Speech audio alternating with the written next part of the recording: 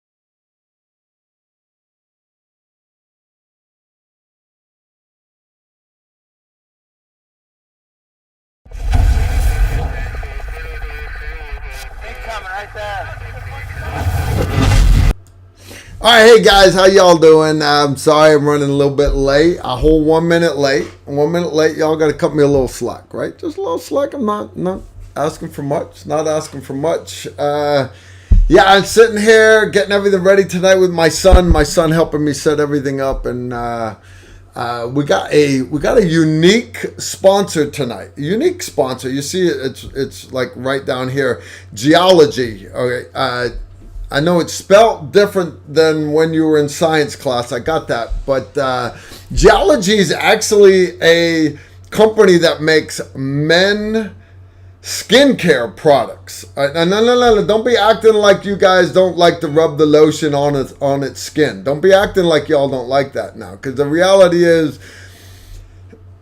guys want to be attractive to the opposite sex. That's procreation. That's how that stuff works. So you guys know the deal. You got to take care of yourself. Now, I didn't realize how bad it was because understand I was 5th group. You know, we just had Gatorade and ninjas, you know, but the 7th group guys, they would show up to replace us in Baghdad. And these guys, they had like all kinds of hair products and skincare products to keep themselves looking young and everything. So, I was like, fine, whatever. But the reality is, like, literally, I just turned 55 years old. Happy birthday to me. This is, some guys do birthdays. I do a birth week. In other words, we're partying all week long here. All right. I literally just got out of the swimming pool. That's why my shirt's all wrinkled. Helen had a bottle of wine there and everything, right? Helen still looks great in her bathing suit. She does. But back to our sponsor, Geologie. All right, here's a Geologie skincare. They just partnered up with Booze Bears, a different company, Booze Bears. All right, I need you guys to follow along with me here. And Geologie skincare company partnered up with Booze Bears to create 333 NFTs. All right, well, I'll get to that. Now, here's the deal. If one of you guys was to buy one of these NFTs, all proceeds are being donated to Project Sanctuary. If you guys are not familiar with Project Sanctuary, that is a nonprofit organization that focuses on veterans and military families, blah, blah, blah, blah, blah, blah. Lots of companies like that, but they're actually pretty decent, right? The cool part, though, is that in addition to you actually getting the NFT sales, Geologies also will be donating one complete skincare set for every NFT that's minted. They're going to donate a skincare set to Project Sanctuary to be given away to a military veteran. Now, and again, I guess I'm a military veteran. I'm a fag. I'm a former action guy. But the cool part is there are guys deployed overseas in some pretty shitty places right now. And I was taught in Ranger School that if you brush your teeth, just brushing your teeth can raise your morale 4%. Now, that doesn't sound like much, but if you realize in Ranger School how bad Ranger School sucks, literally, Ranger School, you've got mammals, and then you've got all the rest of your chain, right? And then you've got, like, you know, your insects, and then your dirt, and then you've got the worms that crawl in the dirt. The dirt that's all around the worms, you know, they're below worm dirt, right? That's basically what a ranger student is. And so long as you can accept that in the ranger instructor's eyes, that worm is worth more than you are as a ranger student, that you're basically worm dirt.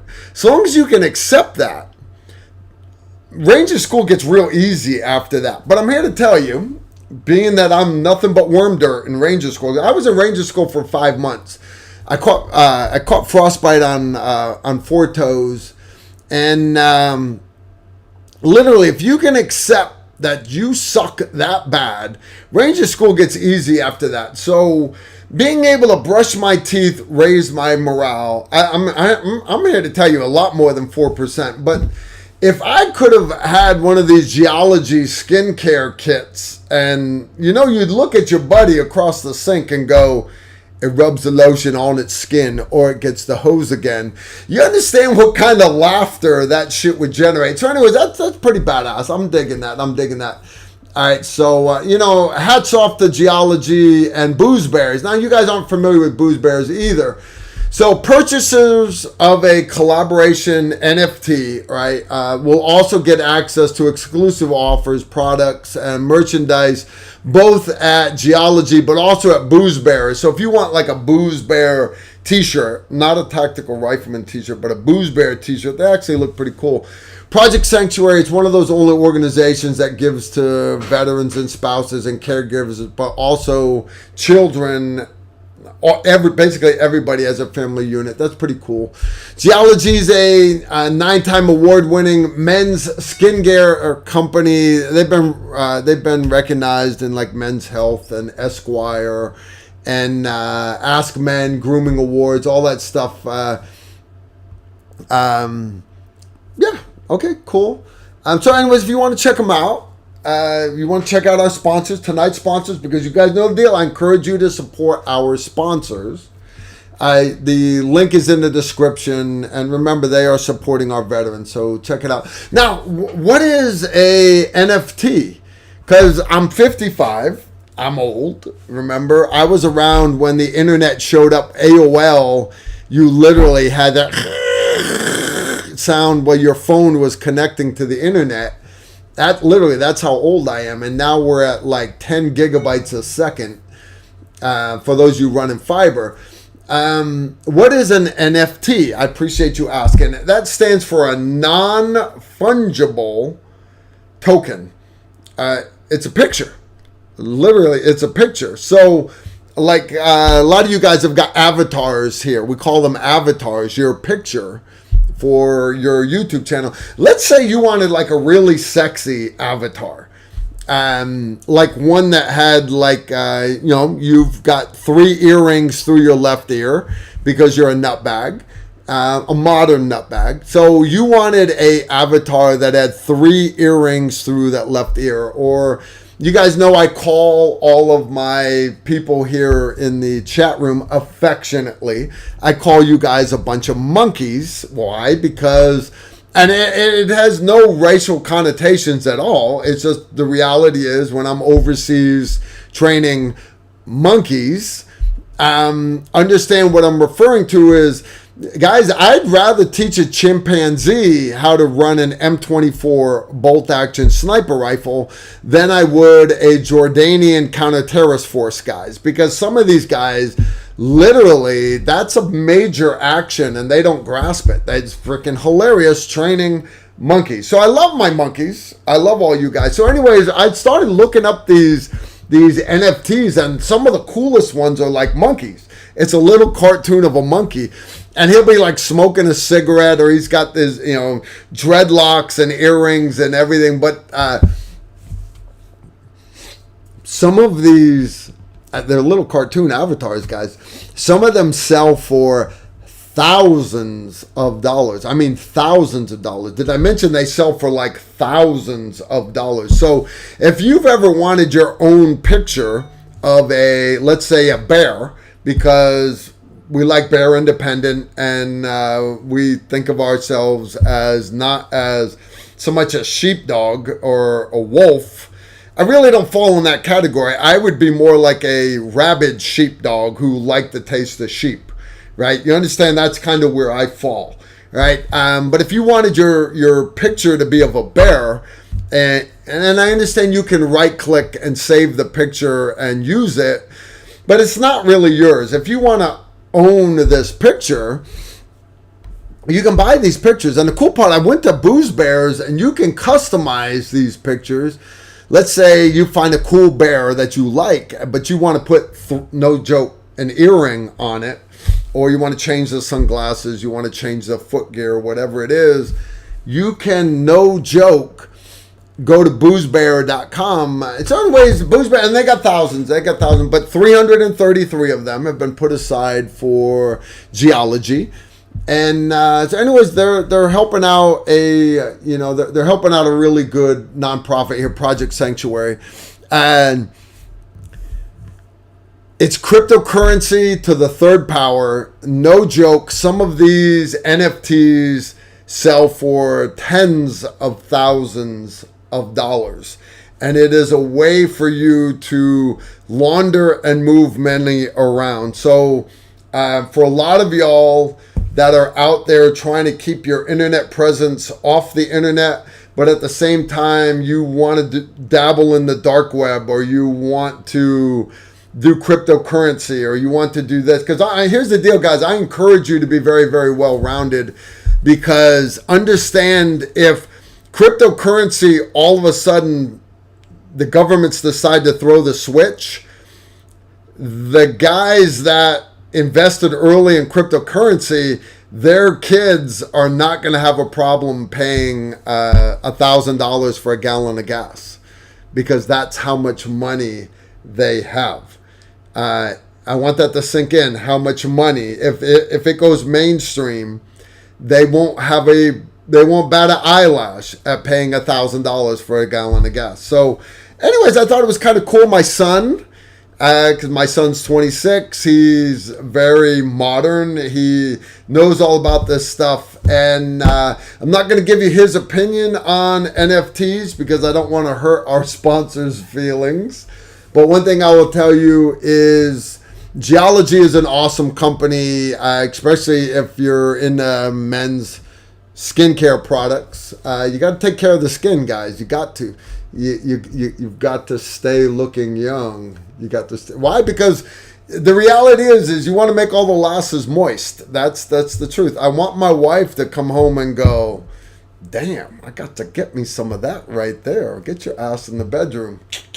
Yeah.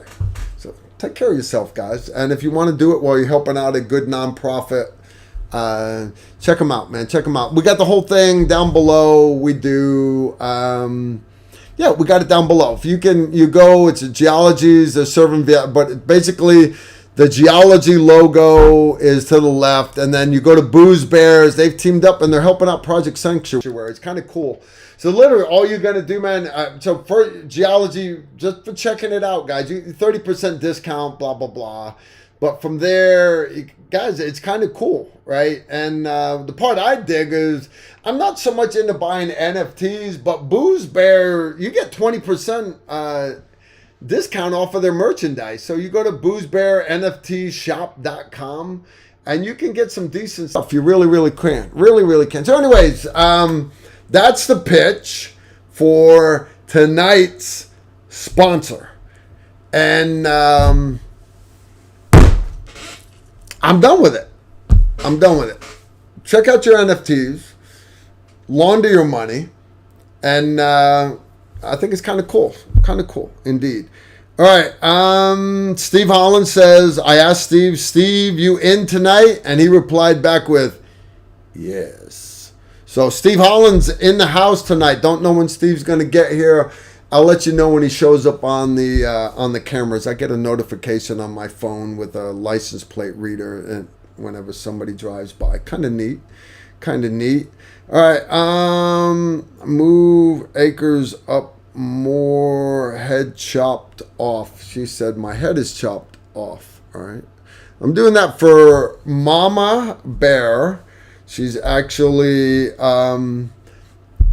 Susan Britcher. You guys know who I'm talking about. If you don't, I have moderators that are going to keep you guys in check. And we've got chemistry student. We've got donut operator. We got JT. We got good people. But one of them actually sits on the other side of the planet. Her name is Susan Britcher. Her and her husband Glenn are big fans of our channel. They are awesome. And Susan Britcher, not so much for me, but for the rest of my patrons and the Patreon family, she does a lot for the Tactical Rifleman family. She really, really does. So anyways, good stuff indeed. Good stuff indeed. Yeah, without a doubt. Without a doubt. I got a bunch I want to talk to y'all about my... what we got new with Patreon. But here's the deal. If you guys have questions... you can put them in the chat room, and that's the whole point of doing a live stream. Is this is an opportunity for me to sit here and interact with you guys. So my wife is down in Nashville. She's actually watching the live stream. We're moving my wife into her new, my daughter into her new apartment. My wife just, she graduated from UK. She got a degree in nursing. I'm very proud of my daughter. But she just took a job at one of the hospitals down in Nashville. I'm not going to say which one because I got all you freak stalkers out there that'll be following my daughter around. Freaking nutbags. I don't want to hide a body, guys. That's just, there's so much work that goes into that. Y'all just stay away from my daughter. And trust me, your family will thank you. Guys, that's some good coffee right there. That is some good coffee. 5 Stone Frontline coffee. You guys know I love 5 Stone. I love Frontier coffee also. All right, Frontier is actually a active duty Green Beret. He's an awesome guy. So I pimp him. But why? Because Carl, you support Green Berets. Yeah, of course I do. So why am I supporting 5 Stone Frontline coffee also? Well, one, it's good coffee, but two, Eric's good people, but Eric he basically takes the money he makes from this coffee and he goes out and does good things. He's big on helping people. He's big on educating people, making the world a better place and preparing them for the dark clouds on the horizon. That kind of sounds like us, right? So anyways, I just got it's actually from Eric right here, signed by Eric. Carl, it says, and Emery, because Emery was here. Thank you for all the support. It means a lot to me. It means more to me than you could ever know. We have big things coming up, and it couldn't happen without all your support and willingness to get us prepared and able to help and teach others to be more prepared. He said, I threw in some patches for both of you. Enjoy. He just sent me a couple more bags of coffee, and they didn't last long. Let me rephrase that. I'm halfway through the first bag, Eric. And he sent me espresso roast because you guys know I'm big on my espresso. I start off the day, I have my nephew and my brother-in-law that come over for coffee every morning. My wife, if she's in town, she's not in town. And I start off, before everybody gets there, I got my little espresso cup. It's like a little itty micro coffee cup. You got to stick your pinky out while you're holding it. And I make a double shot of espresso. And it's good espresso when you got the golden cream on the top. Then that's not milk. That's not creamer. Literally, it is, you get that second crack when you're roasting your espresso beans. You got to wait for the second crack. And it basically caramelizes the sugar to the outside of it. And when you make a double shot of espresso, again, you got to stick that pinky out. Guys, it melts in your mouth. It is so thick, you almost have to chew this stuff. Incredibly awesome coffee, orgasmic. It really is good. And then after that, then I make a couple cups of cappuccino. I add 4 extra shots for my nephew-in-law because he's a federal detective. He goes off and does whatever. But anyways, I value good coffee, and 5 Stone has hooked me up with some to get me through it.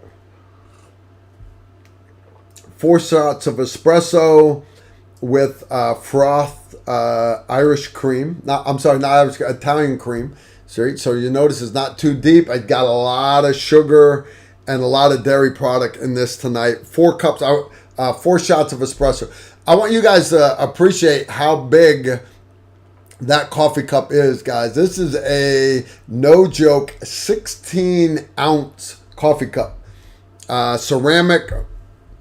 She's a monster, which is going to get me through my whole live stream tonight. Good stuff indeed. Good stuff indeed. Yeah, without a doubt. So if you guys want to go check out Eric's stuff, it's 5stoneUSA.com. If you use TR10, saves you 10%. I don't get a dime. I don't get a dime of that money. But this is Eric, a loyal supporter of Tactical Rifleman, trying to support you guys. Why? Because you guys are awesome. You guys are awesome indeed. So anyway, Susan has gotten a couple decent questions out of the chat room. We're going to check out the first one here. This one is from Andrew G19. Can you please ask Carl if he can get Jimmy Graham on? He's a former Navy SEAL and GRS. He also was over the guys from 13 Hours. Jimmy Graham. Guys, I don't know what Jimmy Graham... If Jimmy Graham was to reach out to me and say, Carl, I would love to be on your live stream, I'd love to have him on, but understand, I don't really like human beings. And, you guys say, hey, you got to reach out to this guy. Understand, he sounds like he's a pretty important guy, pretty busy, got a lot going on in his life, and you want me to just randomly reach out to him and say, hey, man, my name's Carl Erickson. I'm a nobody, but I got a YouTube channel that doesn't get any views because YouTube doesn't like me, and I'd like to have you on my live stream. You see how that just... That said, if Jimmy wants to come on my live stream, I'd love to have him on. I'm sure he's a great American, and I like great Americans because that's me, and I like being around my brothers. I really do. That's good coffee right there. So, anyways, if you've got Jimmy Graham's, if he's a buddy of yours, if you get along with him, if you know Jimmy Graham, invite Jimmy Graham to reach out to us. Do an intro email. Got a fly in my office. That's just crazy. Next one is from Sherry Champagne. Tell Carl to leave the hiding of any bodies to us. That sounds funny, Erica, and all, but the reality is, one, I encourage you guys to not break the law. All right.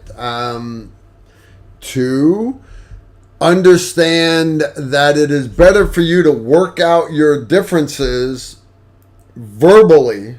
Sit down and have a conversation and work out your differences with people, because I pray you never have to resort to violence to solve problems, because if you ever do, chances are you've already lost the argument. So violence should not be the answer. And three, I'm not trusting anybody else to hide my bodies. I do that shit myself. Everybody needs to have a happy place. I could fit a platoon-size element in my happy place. So, fear not. Fear not.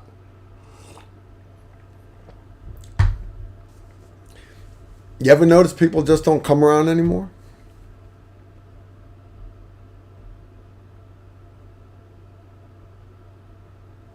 I don't know where they went. I don't know. All right, next question from Norseman. Carl, any chance Emery could do a video how to make Turkish coffee? I've tried a few times and not great results.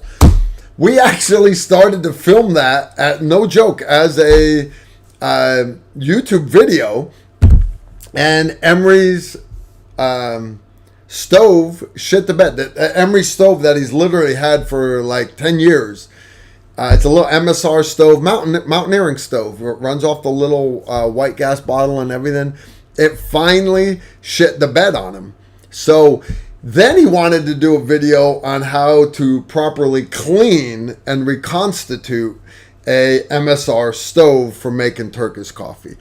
And the whole time I'm thinking, Emery, you understand my videos already don't get any views.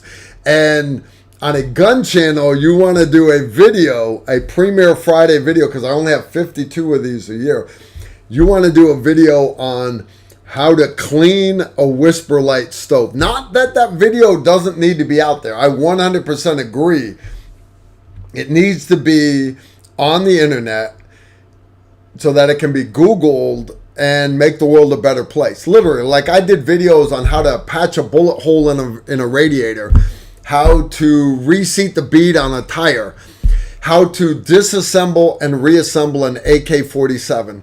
These are all videos that need to be on the internet so that you can search the internet. That's what the internet's supposed to be for, guys. It's not supposed to be for entertainment and porn. It's supposed to be for when you need to clean your espresso machine. You can put it in the name of your espresso machine and up comes the best video on how to clean it.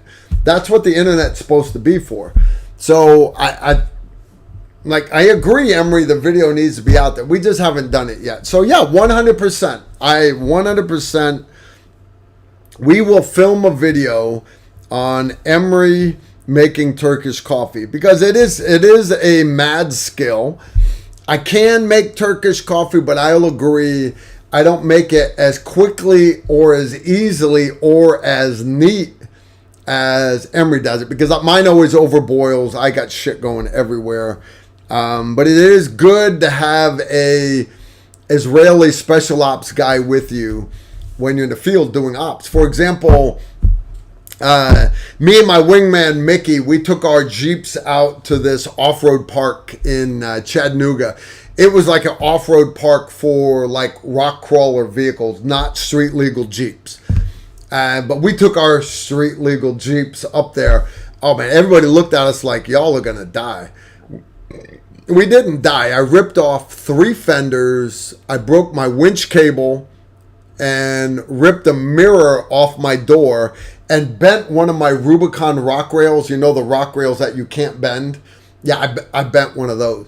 So, but anytime we would get stuck, Emery, well, me and Mickey would jump out and we'd start, all right, we're going to need 3 snatch blocks and we'll run the winch. We got to lift the vehicle up, slide it this way and sit it back down. And then when me and Mickey were figuring out how to get the vehicle unstuck, Emery would immediately jump out with his coffee kit.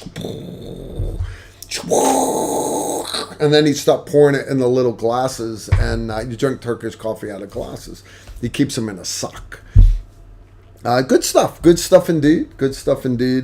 So yeah, that video is coming without a doubt. Next question, Matthew Dion. Hi Carl, what do you recommend for prescription shooting glasses?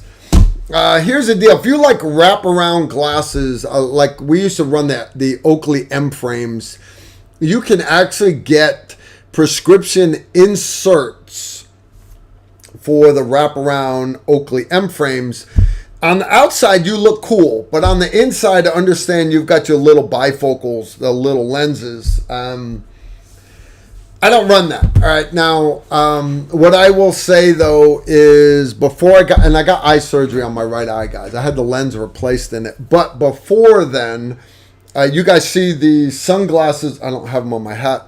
The sunglasses that I run are called half jackets, and then they also have the flak jackets. I run both of them. The slightly larger lenses on the flak jackets, a little more protection around the side. They are individual lenses. They're not one lens that clips in. They're individual lenses, and I prefer individual lenses. They sit closer to my eyes.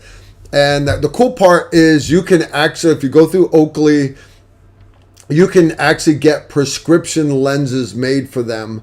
Clear. I like clear ones because you get out of the Humvee, you can take off your sunglasses, pitch them in the vehicle, and then you go in to do the raid. Because it doesn't matter if it's 1 o'clock in the afternoon, when you blow that first door open and you go into that apartment complex, the whole place is blocked out because there's been no power in Solder City for 45 days, some shit like that. So even during the day, I would run clear eye pro. Just what I did, right? So I always ran clear prescription glasses, but you can get tinted ones, different, basically any lens that Oakley offers. Not all of them, but a lot of them, you can actually get them in prescription lenses. And it's not an insert behind your sunglasses. It is no shit the actual lens, which I think is pretty cool. So excellent question. Excellent question indeed, guys. Next question. This one is from KM7120. Man, your mom named you weird. She must have had a shitload of kids to have to give you a 4-digit code like that. Carl, medical question. Can you talk to the difference between special operations medic course and the SF Medical Sergeant's course. Has the medical training pipeline become too long? All right. The soft medic course is basically for all your medics in the Ranger Battalion, all your medics in MARSOC, all that stuff. Those guys are focused specifically on trauma, right? Certain disease processes, this, that, and the other. But 99% of their training is on trauma, which is what they need, right? If you think about it, you get off the helicopter, they blow up a door, they go up and do the raid. You have guys get shot. Being able to get them to a surgical suite within that first 60 minutes, we call that the golden hour, is so important. To the point to where SOCOM actually has what they call SOST now. Special Operations Surgical Teams. They're guys, a lot of them are Air Force doctors, anesthesiologists, OR techs, respiratory therapists, stuff like that, anesthesiologists. They wear multi-cam and body armor and radios, but the reality is they go in, as the assault force is going in by helicopter to hit the target, these guys go in and land about a kilometer or a couple miles away at a nearby town. It could be a gas station. Go in, they clear the gas station, and then they take the office and literally they set it up to be a no shit operating room, complete with anesthesiologist, no shit operating room. And when Delta, SEAL Team 6, whoever, when they hit that target, if they have a really, really bad casualty, like no shit, this guy got plugged through the neck, he's going to die in minutes if we don't, through the armpit. This guy is going to die in minutes if we don't get him on the operating room table right now. The medics there stabilize him. The helicopter 160th comes in, scoops the guy up, and they immediately go to that gas station, DVD store, Bedouin tent, whatever it is, to where the SOST is. And then literally they will crack the guy's chest right there and save the guy's life. So this is a heart attack. It's awesome. I've had the honor of training some of these SOST students down at Tier 1 group. And we weren't teaching them medical. We were teaching them how to load the crypto in their radios, doing road marches and physical fitness and shooting and all this other stuff. We had to teach them how to work around operators. They had to jam crypto into the radios, go do radio checks, go do land navigation, shoot their guns, do everything, because they need to be able to help out on the ground. If their gas station all of a sudden gets attacked, they need to be able to defend it. So great stuff.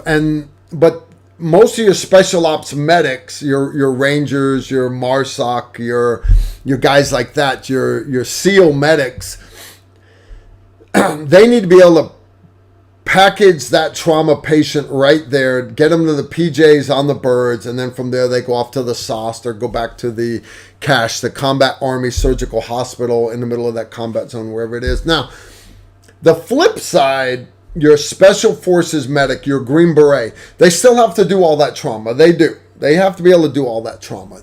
That's priority. But that's not where it stops for a Green Beret. Understand, the idea of Green Berets is the whole intent is to be able to take that 12-man A-team and Operational Detachment Alpha, take that 12-man A-team, parachute them behind enemy lines. Think the French resistance in World War II. They go in, they meet with the local partisans, the local civilians that want to fight, but they work at the bakery, they work at the local printing shop, they work at the local papeterie, whatever it is. Fast forward, you got DVD stores, and they work at the 7-Eleven. They work at this computer shop, whatever. But you bring all these people in, and now you need to be able to assess them, train them, equip them, and lead them to do combat ops. Okay, Cool. Your commo guys, teach them about radios, everything, equip them. Your weapons guys, teach them about weapons and tactics and everything and lead them. Your engineers teach them about demolitions, which is a big part for unconventional warfare behind enemy lines. You don't want to get into a fair fight with the enemy. Instead, you want to be in their rear echelon, blowing up bridges and knocking out road embankments and stuff like that, taking out railroad trestles, because now the enemy has got to pull forces off the front lines to deal with this insurgency in the background. Makes sense, right? The job of the Green Berets. But part of that for medics is they need to be able to sit on patients long term. Okay, so not only do they need to be able to do the medical part, they need to be able to do the surgical part, be the surgeon. But who cares if you have a surgeon if you don't have an anesthesiologist? So the SF medics, you got 2 medics per A team. They have to learn how to be anesthesiologists too. Well, you also need to be able to run the labs. So to run the SF lab set, which by the way, you can spin down blood, type and cross match, pregnancy tests, malaria smears, all that stuff. So the medics also have to learn all the lab stuff. But x-rays, there's a SF x-ray set, which is airdroppable. Your medics have to learn how to run the x-ray machines. So where a doctor, a surgeon, let's say, orders labs to be done, or he orders x-rays to be done, he doesn't know how to start an IV. He doesn't know how to do malarial smears with a microscope. No, he's a surgeon. He sure to hell doesn't know how to operate properly without killing somebody and then reading x-rays. He might know how to read x-rays, but he doesn't know how to run the machine. And then you get into veterinary and dentistry and everything else. So that's all this stuff, literally. And then preventive medicine, dealing with all those different disease processes and keeping your guerrilla force from contaminating each other. Hey, your water needs to be clean. Hey, you can't just shit right outside your foxhole. You've got to have a latrine dug, and literally things like that. So your special forces medic course deals with so much more than just the special operations medic pipeline. Legitimately, guys, there's so much that goes into that. All right, next question. Fancy Pants and Stun Grenades. It's a weird name. All right, Carl, what do you use for anti-fogging on PVS-14 and scopes? Thanks. Guys, honestly, I put chapstick on everything. And the whole thing that... Whoa, you've got to put this anti-fog stuff inside your goggles. The reality is, guys, why does your ship fog up? It fogs up because you sat your fat ass inside of your warm house or your warm building, and then you all of a sudden go out to the shooting range and you're pissed off because your ship fogged up. That's because you're a pussy. You're a freaking you're a walking vagina. That's not real life, guys. Real life, you put the windows down on your vehicle, you run the doors open on your helicopter, you freeze your ass off, or you overheat if you're in a desert. In other words, you don't sit in the air conditioning. And what happens is by the time you get there to the target, your shit's not fogged up anymore. If you guys don't know what I'm talking about, we run into it all the time filming tactical rifleman videos. When we talk about, all right, we're going to go out to the range, we're going to film. As soon as we get out to the range, as soon as we get there, we got to wait because the film crew will pull their big $10,000 camera out of the air-conditioned vehicle. And my son, one of the camera guys now, he'll bitch because the lens is fogged up. We got to wait. We have to wait for the dead center of the camera, not just the edge of the lens, the inside of the camera, because, right, you got lenses and everything else. You've got to wait for it to get to the same temperature as outside. So the guys that'll say, well, you can get the anti-fog that you can use on your scuba diver goggles. You can put that on the outside of your PVS 14s and your shooting glasses, and that keeps them from fogging up. I'm here to tell you, no, not really. Just spit in your dive goggles, your mask, spit in it, rub it around, and that keeps it from fogging up. Put it on your face when you're out finning looking for sharks. All right, but when you're on the shooting range, if your glasses are fogging up, it's because you're overheating, but it's also because you've got it too close to your face and your hair is too freaking long because you're a hippie and you won't get a haircut. Right? There's a reason why the military runs short hair, because hair that's hanging down, touching the top of your glasses, is holding all that heat coming off your face, and it's going to fog up your glasses.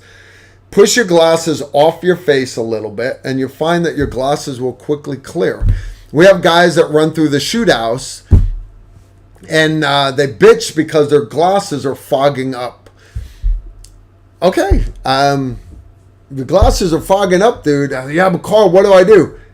Take off your hat, take your hair, push your hair back, you freaking hippie. Put your hat back on to hold your hair out of your eyes. And I know it doesn't look cool for the chicks to have short hair. I got that, guys. I got that. I don't care. I'm married. I'm not here to get chicks anymore. All right? But if you will keep the hair out of your eyes, you have the break at the top of your glasses. You guys that have got you don't have a forehead, you got a 5 head, and you got the big furry eyebrows, trim that shit, and you'll find your glasses will breathe so much better. Your glasses will not fog up. When in doubt, take a little bit of chapstick. Guys, I'm not lying to you. Take your freaking chapstick. I keep it in the pocket. Take your chapstick, put a little bit of chapstick on the front of your glasses and use it as a polish. It's a wax. You can take your chapstick and put a little bit on the end of your pistol light and put a little bit on it, and what you'll find literally when that door explodes or you shotgun that door open and it turns out it was a steel door instead of a wooden door. It looked a lot like a wooden door painted white, but it turns out it was a steel door painted white. When all that shotgun comes back in your face and you get all these cuts on your chin and cheeks, all that crap all over your glasses, all that carbon all over your lights, it all cleans off so much easier if you've got a coat of wax on it, just like the hood of your car. Put a coat of wax on it and it makes it so much easier to clean it. And that's what chapstick is. Chapstick is a wax, guys.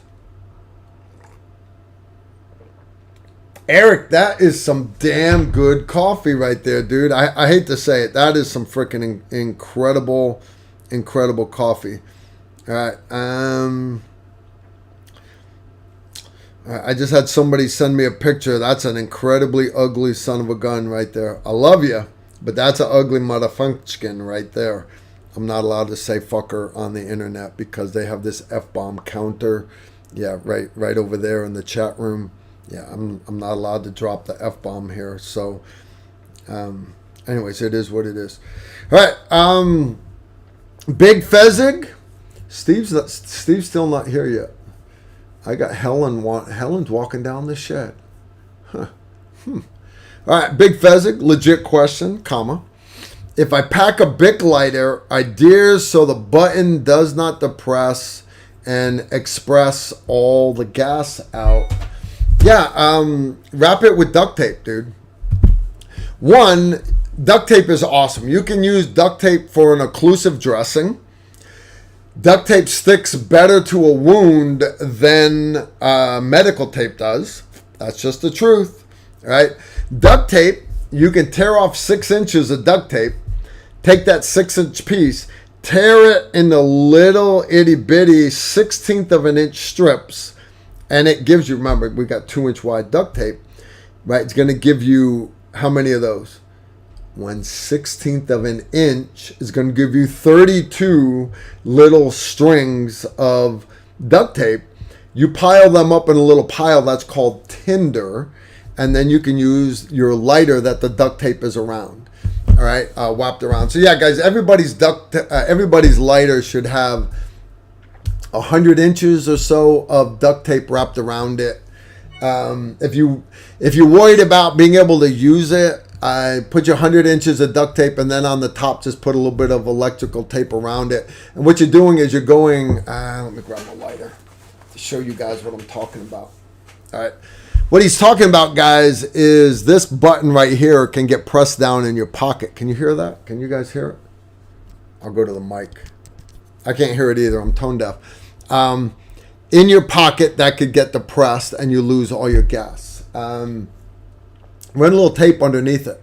Run a little wrinkle of the tape, run it underneath. When you need to use the lighter, you just pull your tape off. Works very, very well, and no problem. Understand, once your lighter's already dead, guys, it's not actually flint. It's actually a small ferro rod that is in there.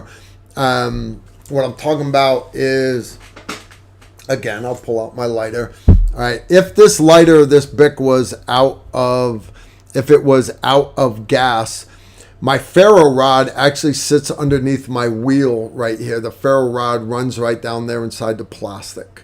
And it's spring loaded. As that ferro rod wears, the spring will send up more ferro rod. So even if I don't have any gas left in it, I can still get my spark. All right. And what you do is literally roll it so much without sparking it.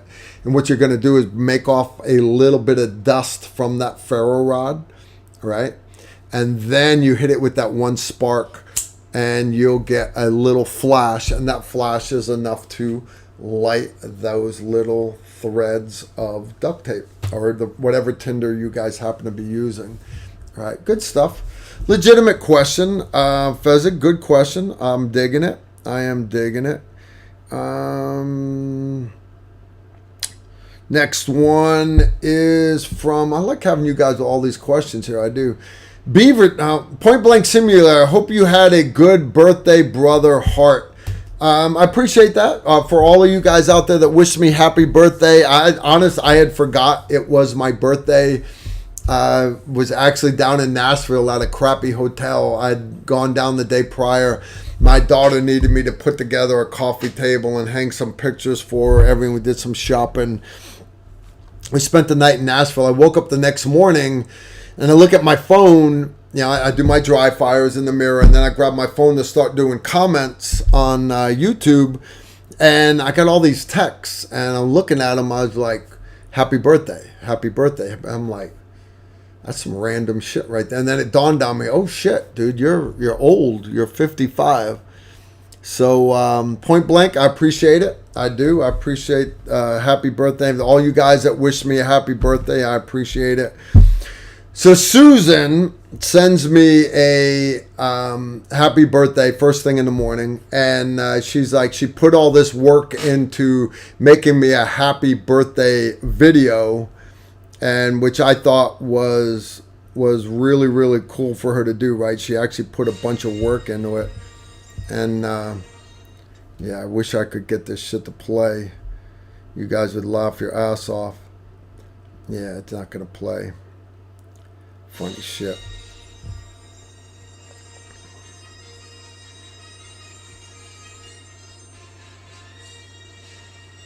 I know you guys can't see that, can you? Anyway, she made this video basically saying, once upon a time, there was an old dude, and the end. And it was you, the end. And I'm like, wow, great, thanks. Funny stuff. But it was PG-13. I do appreciate that, Susan. I do appreciate it. We all love Mama Bear. Everybody loves Mama Bear. Where'd we leave off at here? All right. Chemistry student, Carl, have you ever used chapstick to make an occlusive dressing? No. I always, honest guys, very seldom have I had to ever do expedient medical equipment, because I always carry a ton of medical equipment with me. Overseas, we had medical gear stuffed everywhere, and I would carry big things of Vaseline gauze, and they'd already be taped on 3 sides, so I literally could grab it, peel it off the inside of my aid bag. The tape was already on 3 sides. Grab the other little tab that was already started with a buddy tab of tape, peel that off, and now it was bare Vaseline gauze, slap it straight on, and I could put one of those on faster. You wouldn't even have opened the package on an actual occlusive dressing, and I would have already have treated the wound. And that's just because time is important. It really is. So, can you use chapstick as an occlusive dressing? Yes, you can. Me personally, have never done it. Next one is from Andrew G19 again. Hey, Carl, comma. What inner belt do you recommend for the ATS war belt? They have an inner belt that's got the old Army plastic buckle. That's what I run on my old war belt, just because that's what I literally ran for decades overseas. That said, whenever I was overseas and we were doing helicopter operations, or we were going to be somewhere that required rappelling, I ran a actual duty belt inside of my war belt that had what's called a Cobra buckle. Cobra buckle has, I'm trying to see if I have one nearby here. I don't see one. Sorry guys, I don't have my belt handy here. Actually I do. I got it.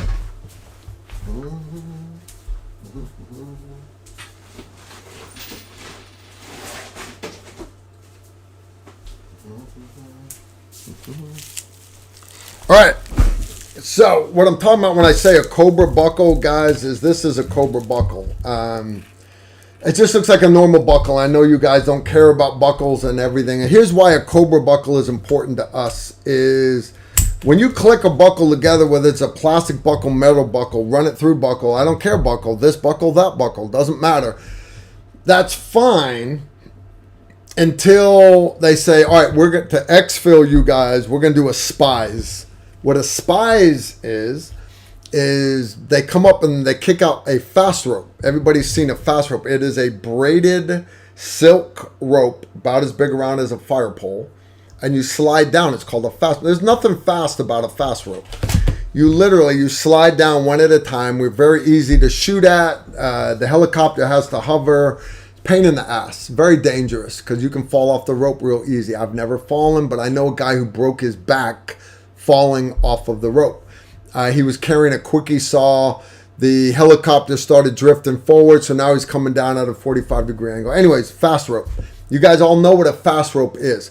But one of the things you don't see in the movies is at the end of the rope, the last couple of feet, there are loops on both sides. And those loops are like the bottom 10 feet of the rope. And what those loops are for is so you can literally, if you needed to pull a team out, each team, you've got this other little, you've got your little loop right here, your little loop. You take a snap link and you hook it to that silk loop on your fast rope. And you basically hold onto the rope for dear life. And you're basically being hung by your belt, your safety belt, your gun belt. And off you go. No big deal. No big deal at all. That's fine until your little rigger belt that has, it's just the pull through, until it starts sliding. Literally, you're looking down and you're watching the material slide through your belt. That's fine until you realize you're hanging from a plastic buckle. That's fine until all of a sudden your buckle comes undone and now you're holding to the rope like that and you're squealing like a girl while you're trying to wrap your legs around the guy that's attached to the rope below you because you stack guys on the rope. So I forgot what year it was. It was probably 2006, 2007 time frame. We started really using Cobra buckles a lot. And the cool part about a Cobra buckle, super tight, right? But if you were to accidentally bump it and undo one side, it can't come undone. If I bump both sides, it comes undone. But it can't be under pressure when you do it. It can be no pressure on the belt, and then you can pop it. But if you've got weight on it, that puppy's not coming undone. So we like the Cobra buckles. If I'm going to war, if I'm not just going out to the range, hanging out the range, I use my old plastic buckle because that's what I grew up on. That's what I grew up on. But the further we got down the road and the more we stopped using full stabo harnesses and everything else to do stabo, because the reality is we wouldn't have that with us in combat. What would we have us in combat? We'd have our regular gun belt. So if all that you got's a gun belt, I guess you could use a gun belt, but you want that gun belt to be tough. So we started running Cobra buckle, and they're awesome. They are. They are awesome. That's what I encourage you guys to run. It's what I encourage you to run. Still no Steve Holland. All right, ATS War Belt. Next one is from Rifleman. Carl, last week you mentioned that a student used an M1A in a carbine course. How did it or he perform? He ran a M1A with a short barrel. It had been cut down, collapsible stock. And it didn't, honestly, it didn't do very well. Because that's not how the M1A was designed to be used. It was designed to have a full-size wooden stock on it or polymer stock. And it's designed to have a certain muzzle velocity, certain length of barrel to guarantee reliable cycling of the action and everything. And he got through the course. Did he do as fast as the guys with the ARs, the guys with the AR-10s, the guys with the Steyr AUG? I actually had a guy with a Steyr AUG in the last class. The guys with the AKs. No, he didn't. Full disclosure. Why? Well, because the M1A is not a modern firearm. It's not. And I know I'm hurting a bunch of guys' feelings out there. Oh, God, these guys used it in Afghanistan. But ask them why they used it in Afghanistan. And what they'll tell you is going from one mountain to the next mountain, 5.56 didn't have enough ass. So Big Army needed more 7.62 guns, and they didn't have them. But they did. What they had was still in the Army inventory. There were all these M14s. Literally all these M14s, all these old M21s that had been phased out and that were just sitting in a depot. Sitting in a depot, they're still on the Army books. It's very hard for the Army to buy new guns, but it's not that hard for the Army to pull old equipment out of the depot. So units would get these M14s, these M21s, and then the guys wanted to modernize it. I need a rail on it so I can put my night sight. I need this. And they started buying all these chassis, but that's not how the optic was meant to be mounted on this particular gun. It's not how the action was designed to be bedded on this gun. And what you found was there's a lot of guys, and I know to them they were happy with it because that was the best they had. They didn't have access to an SR-25 Mark 11. So when the Big Army finally got their their M110 rifles, which is a SR-25, they loved them. Big Army loved their M110s, where SF, we hated them. And it's because we already had the SR-25 Mark 11s and that we had gripes with. And what we told them when we heard Big Army was going to adopt them, we're like, that's awesome. When you do it, you're going to be able to make changes because it's a new contract. Go to Reed Knight and say, look, we like the SR-25 Mark 11, but we want an adjustable stock for length and comb. We want a better suppressor because your suppressor is shit. You know, we had all these changes we wanted made to the SR-25 Mark 11. And when Big Army went to Reed Knight and said, this is what we want changed, they said no. They said, you want an adjustable stock? We're not putting a Magpul one on. We'll make you an adjustable stock. They made him one adjustable for length, not comb. So no big deal. All the SF guys, they took taxpayers' money and bought Magpul stocks to put on their Mark 11s. Well, Big Army didn't have the money to do that. So they had to make do with what they had. they got stuck with the same crappy suppressor that sucked. Literally, it's hands down one of the worst suppressors ever made. Terrible. But that's Knight Armament. So anyways, if you love your M1A, that's fine. That's fine. But honest, dude, I would encourage you to put it up behind glass in your man room, and you can bring it to class, and if that's your gun that you're going to fight with, I will train you to use it. You can do all the drills with it, no restrictions at all.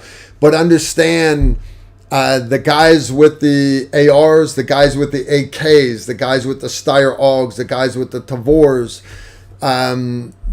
the guys with the MP5s, the guys with the Strybogs, they are all gonna outshoot you on the timed drills. Every one of them's gonna outshoot you. It's just how it is. Just how it is. No big deal. Make do with what you got. All right. Next question, Corey B. Carl, comma.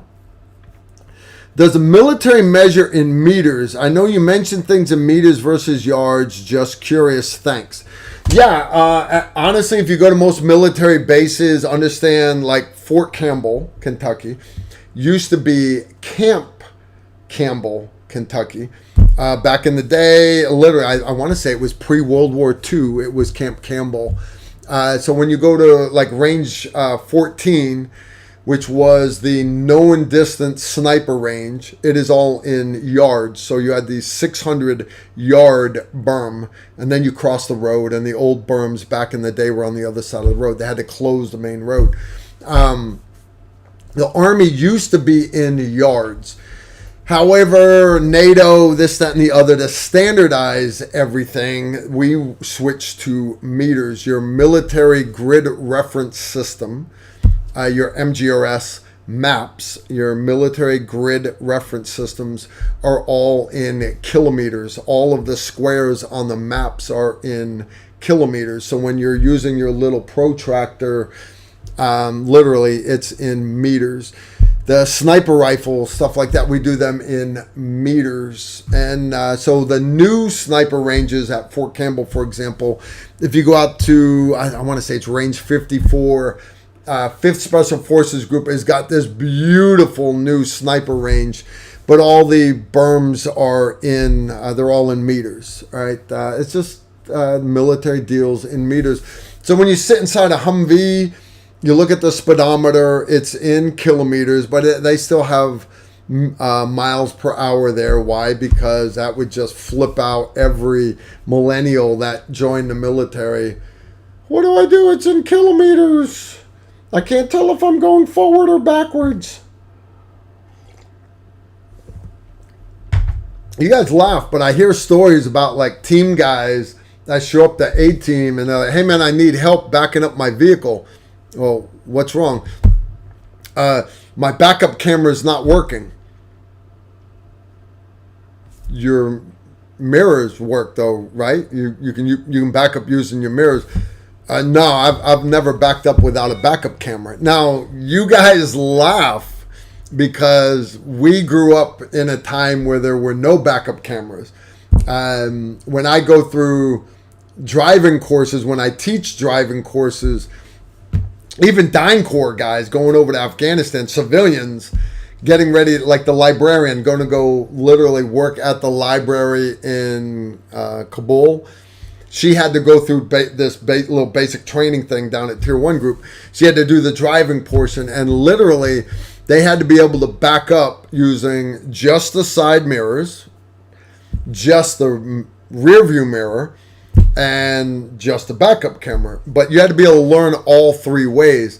And I was like, well, that's no big deal. But and the reason why no rear view mirror, just side mirrors, is because a lot of the DynCorp pickup trucks that they were up armoring, they're just putting an armored box in the back for the Jundies to stand in. But if you were driving, your rear view mirror, you couldn't see out the back window anymore. Well, this little old lady, I mentioned her being the librarian because no shit, she was like 60 something years old. She's scared to death of guns. she's going to Kabul, Afghanistan, to be a librarian on base. Yeah, and her hardest part was not shooting the pistol, not shooting the rifle. She did okay. She cried the whole time, but she shot fine. Her hardest part was backing up the pickup trucks without using the rearview mirror. I would have to hold my clipboard so she couldn't see the rearview mirror, because literally she's trying to go through a slalom in reverse using her side mirrors, and default her brain was just wired to use that rearview mirror. And it's funny, but it's not. So anyway, yeah, no, you're right, it's funny, it's freaking hilarious stuff, guys, hilarious. All right, got another one in. Full spectrum dominance, survival of the wisest. Mama Bear Britcher, Aussie, Carl Kama. Would you work the March HE algorithm on a perp you just shot? Actually, I use Smarch, or Smarches. The S is for security or shoot back. M is for massive bleeding, airway respirations, and then you work your way down circulation. The H, some people start off with hypothermia. To me, it's head to toe. Find everything that you haven't missed already. And then you get into hypothermia, but then you can go on environmental factors and then drugs. And it's so smarched. The D at the end is you starting drugs on them for pain, anaphylaxis, whatever else they might be dealing with. Front-loading antibiotics on that to deal with systemic infections, because you literally just ran a chunk of road through the guy, pushing his dirty uniform through him with that explosion. Causes a lot of post-operative infections. Would I do it on a bad guy? Yeah, here's the deal.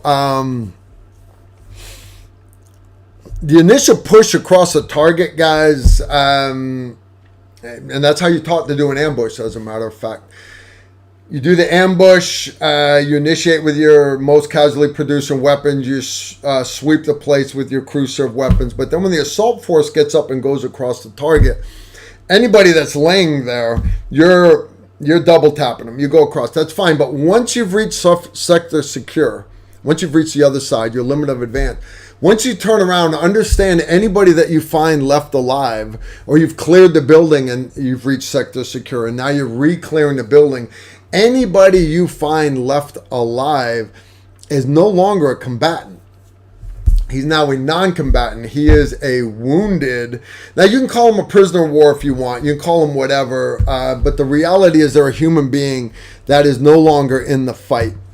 And will I treat Americans and friends first? Of course. But at the same time, I will never refuse treatment to anybody. If I am defending my family at dinner and I have to burn a human being down, understand, one, I don't want to do it. I pray you guys never have to draw down on another American. But if I have to do it, my job is, my intent is not to kill this guy, and my intent is to eliminate the threat. But once the threat is gone and the area is secure, you don't have to render aid, but understand. And I don't care from a legal standpoint at all. I could care less. Honest, I don't care about that. What I care about, guys, is that thumb drive. If you don't know what I'm talking about, when you die, right, you guys understand, you go up to the pearly gates and St. Peter is there and he's got the book and all. You understand it's not actual a book. All right, they've got your whole life on thumb drive. And they're going to pull that stuff up and they're going to, you got to answer for everything you've done. So, if you're one of those guys that doesn't believe in God, I don't care. I've seen too many things happen on this planet that required divine intervention. And whether you whether your God has green hair or a mustache or this, I don't care. And I'm not saying who's right, who's wrong. I'm not. And if you believe in God and you get up there and turns out there is no such thing as God, then you haven't wasted your time. But if you get up there and you didn't believe in God and you just did whatever the hell you want, understand when you get up there and St. Peter is like, Carl, this was good work here. We're going to put this one up on the big screen so everybody can see. And he's going to hit that button and that shit's going to go up on the big screen. You got to answer for everything you did. You got to answer for everything you did. And Jesus is going to be sitting there up on the throne, twirling that chain, right? Got the mirrored sunglasses on and shit. And he's going to lean out and he's going to go, Carl, I love your work. I love your work. I love your work. You got to answer for everything you did, guys. So will I give medical care to the enemy or a non-combatant that used to be a threat to my family? Of course I will. Always, always, always. Do no further harm. And pay it forward, guys. Pay it forward. Eric, that is some good coffee, guys. That is some really, really, really good coffee. I'll tell you guys what. We're at 8:12 right now. So Eric mentioned he sent some patches. So, we haven't done a giveaway in a while. So Eric he's a guy from Five Stone. Right? Five Stone Frontier Coffee. You go to fivestoneusa.com, right? But Eric sent a couple morale patches. All right, that's kind of sexy out there, right? Kind of sexy, kind of sexy. He's got another one right here, same thing. All right, two of them. We'll do a giveaway. I'll tell you what, that's kind of lame. Just a couple coffee patches. So let's throw in a Tactical Rifleman Velcro patch. I'll tell you what, I'll give you guys this one off my hat. And I'll put this one back on my hat. Put that one back on. All right. Ish. All right, so we're going to give you guys a patch off of my hat. 5 stone patches. And I'll tell you what, we'll throw a Tactical Rifleman sticker in on. So you get the patches and the sticker. I know it's not as good as me giving away a light laser combo for a pistol. I got that. But let's put just the word, the number 5 and then stone, 5 stone in the chat window. And then I will have Susan draw a winner in 15 minutes. We'll say 8:30. We'll do it at 8:30.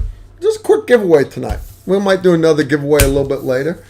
All right. I will cover shipping and handling, and I will get this out to you guys. All right. So 5 stone in the window.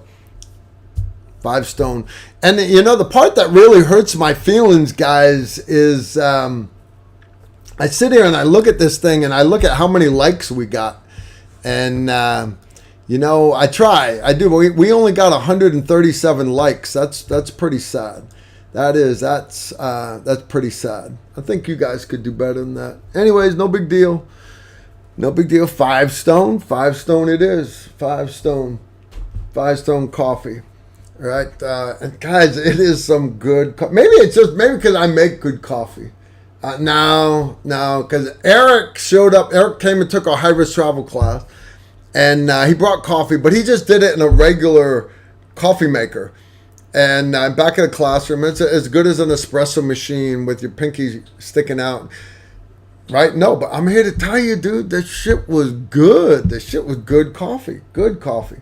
You can tell good coffee because you don't got to put all the creamers and everything else in. Good coffee is just good coffee. That's some good stuff right there. I did some of our coffee this morning.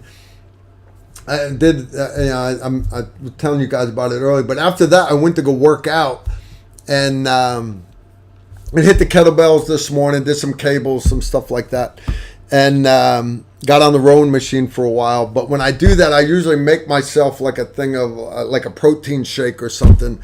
So I got out my thing that I shake up for my protein shake, and I was like, well, let's let's do 4 shots of espresso in there, and then we added the vanilla protein stuff, and then I think I poured some iced coffee that was in the fridge, and good stuff indeed, guys. Don't judge me. You know, some of you guys breathe oxygen.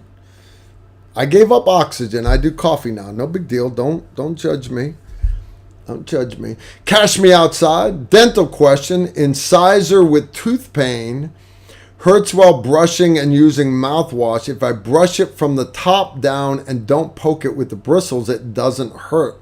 What's wrong with it and what do I do? You're getting gum disease is basically what it is. Guys, your teeth will actually, your gums will recede. And what they'll do is you'll see the limit of your enamel.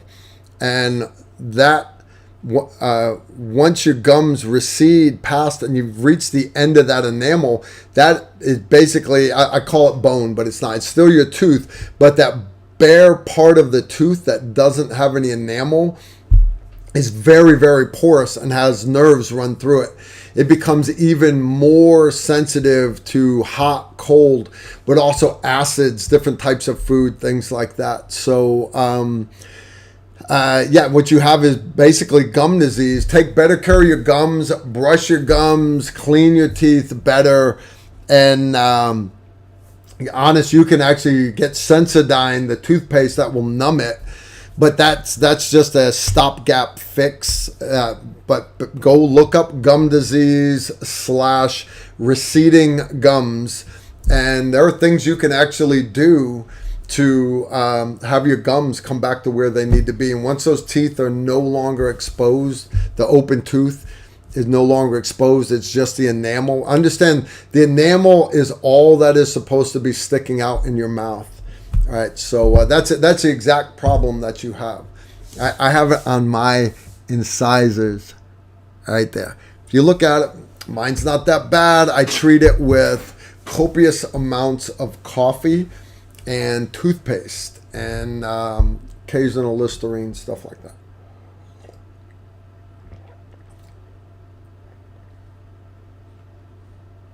Yeah. Might be the best cup of coffee I had in the last hour.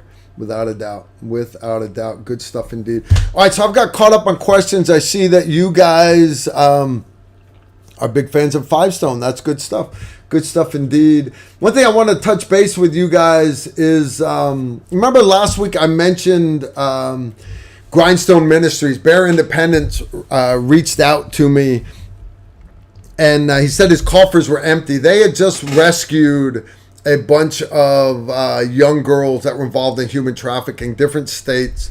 We're not going to get into the details because here's the deal.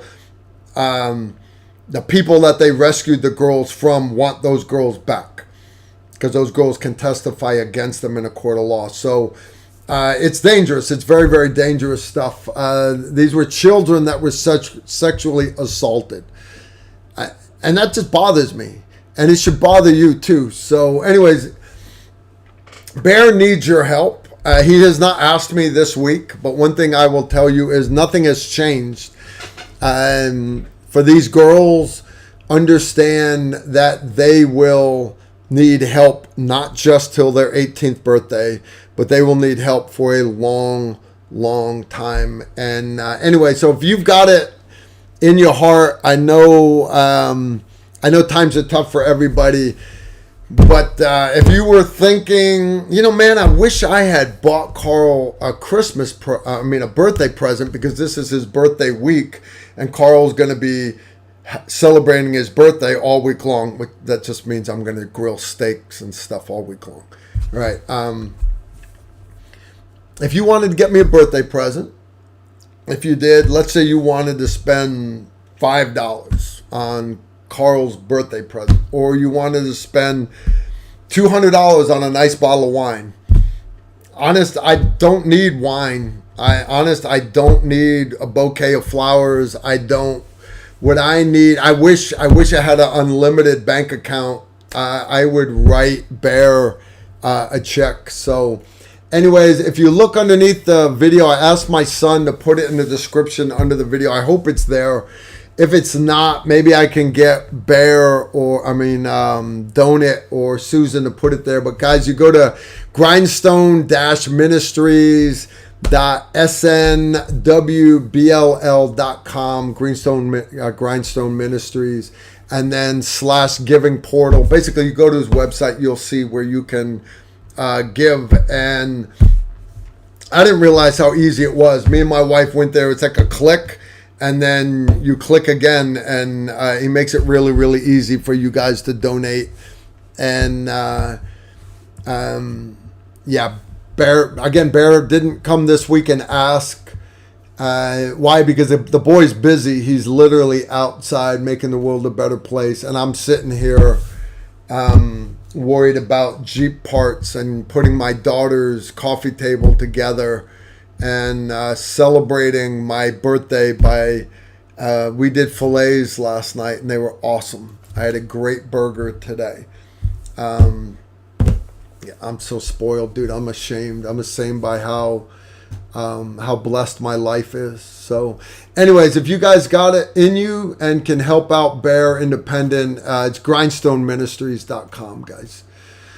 The other thing I wanted to talk about was our training calendar. And we're not that far away from September. And September is when I post the classes for 2023. Okay, cool. But if you go to tacticalrifleman.com right now, you'll see that all of our Combat Pistol 101 classes are sold out for the rest of the year. Pistol Carbine, I think I've got 4 slots left for the rest of the year. Advanced Pistol Carbine, completely sold out. I've got slots for Carbine Zero Mastery. I do have a bunch of those left. It's a new course. This is the first year we've done it. A lot of people don't even know what it means. And then in December, we have High Risk Travel, which is, in my eyes, one of the best classes that you could go to. Literally, you should. And the cool part is it's one of those classes that you could take your wife and all your teenage kids and come take that class. And how to act on an airplane if there's a hijacking, how to act in hotels, how to act in a taxi, how to do this, how to do that. Because whether you're traveling overseas or whether you're with your family on vacation at Disney, understand these terrorist attacks, these active shooters, these critical incidences could happen all the time. So anyways, all those classes, and that was called High Risk Travel. We're running it one more time this year, and that is in December, I think first week of December. You can sign up for all those classes at tacticalrifleman.com. But the one class right off the bat that I want to pitch, because we're getting short, is 13 August. If you guys are looking for something to do in August, you're like, man, it's the summertime. My teenage son is out of school.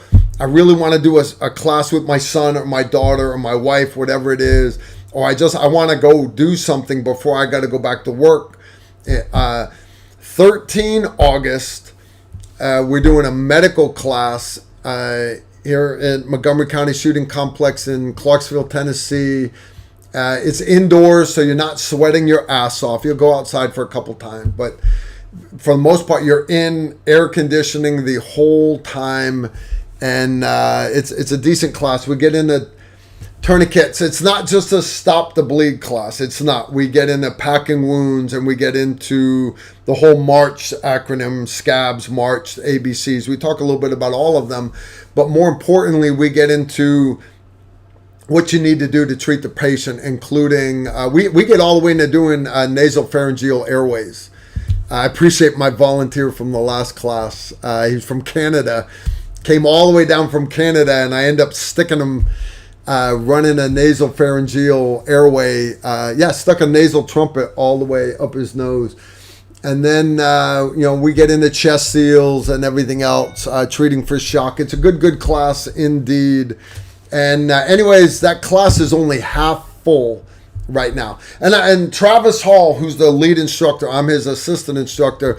Travis doesn't mind. Travis enjoys small classes because it's more interaction with the students. I got that. That's fine. But for me, I like and I don't want 40 people classes. I don't want 20 people classes, but I want to be able to reach as many people as possible, because the reality is, if you carry a gun every day, understand, guys, your odds of needing a gun are 10 times less than you needing medical training. So get out there and do this. I just did an active shooter thing with the local school, and we started it off with a half day of medical training.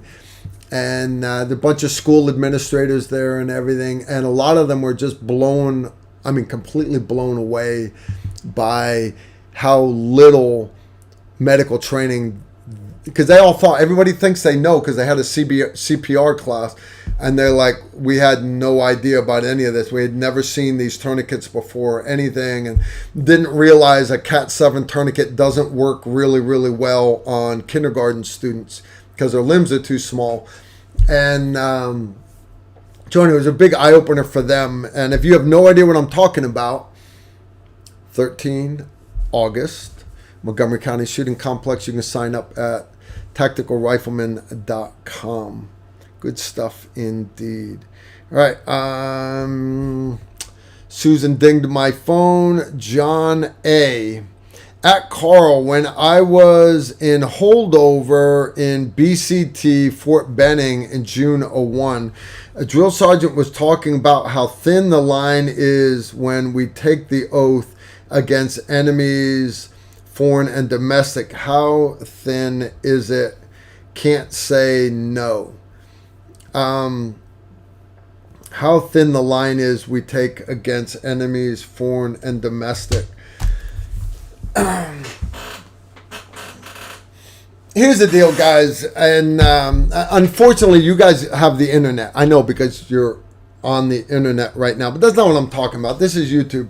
What I'm talking about is, and I don't even have Facebook on my phone, but Instagram. You guys all have Instagram. You all have Facebook. And the only reason why I have Instagram on my phone is because when we post stuff on Instagram, it's usually me posting it or my son.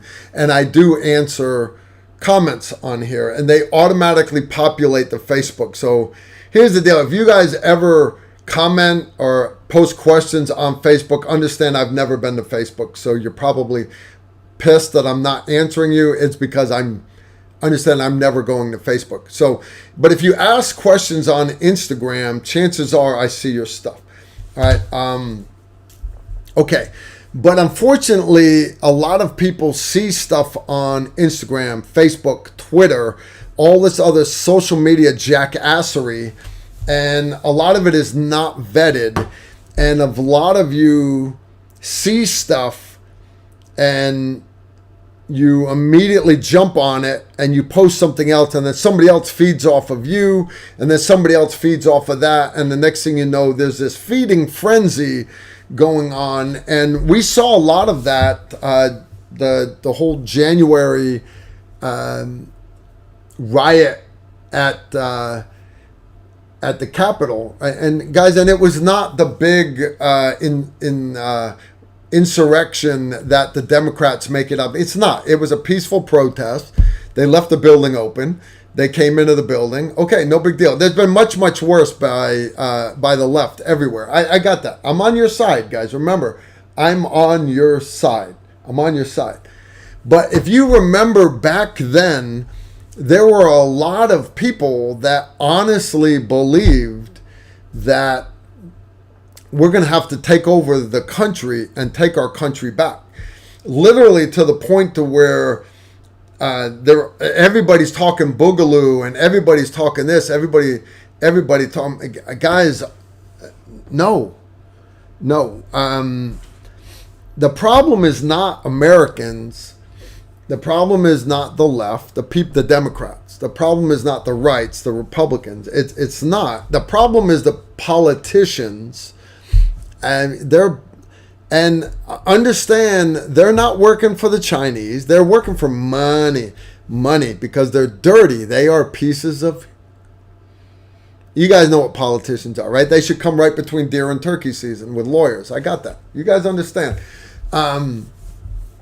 But at the same time, all these feeding, they want you pissed off, so you do stupid stuff. So they then can use it against, I don't know, the sitting president. And then other groups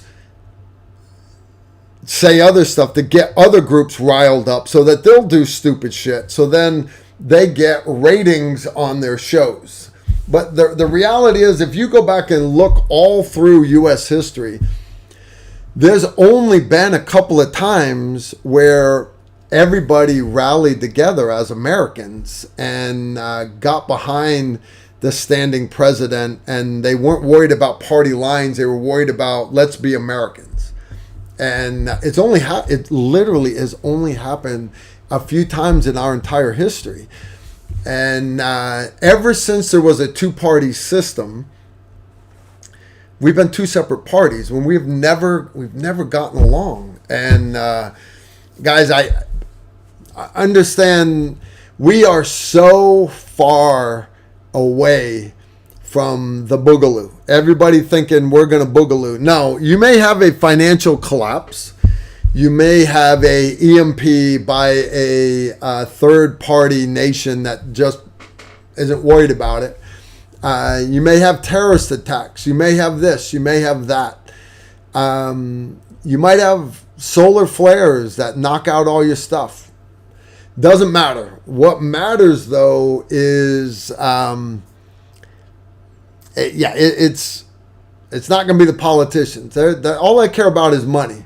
Literally, that's all they care about. That's all they care about. So, guys, please don't think you need to be boogalooing. I pray you never have to draw down on another American. Really. Prepare. Be ready. Be ready to defend your house. Be ready to defend your neighborhood. Be ready to defend your country against enemies foreign, maybe domestic, but more than likely foreign. Right? That's just how it is. And I know when I say that, when I make comments, and we started talking politics years ago, I knew I would piss off 50% of the people out there, which I thought about, well, it wouldn't be that bad because my viewers are kind of like me. But that's not the case. It's not. Understand, I don't piss off 50% of the people. I piss off 80% of the people because 50% are already 100% against me.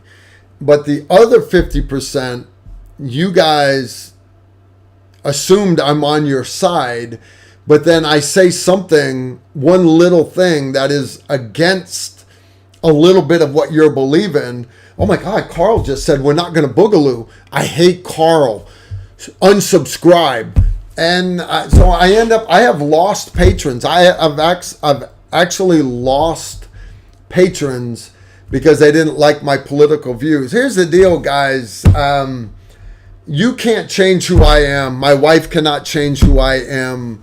The internet is sure not going to change who I am. I am me. I am unapologetically politically incorrect. I'm just correct. And I will continue to give you guys my educated opinion.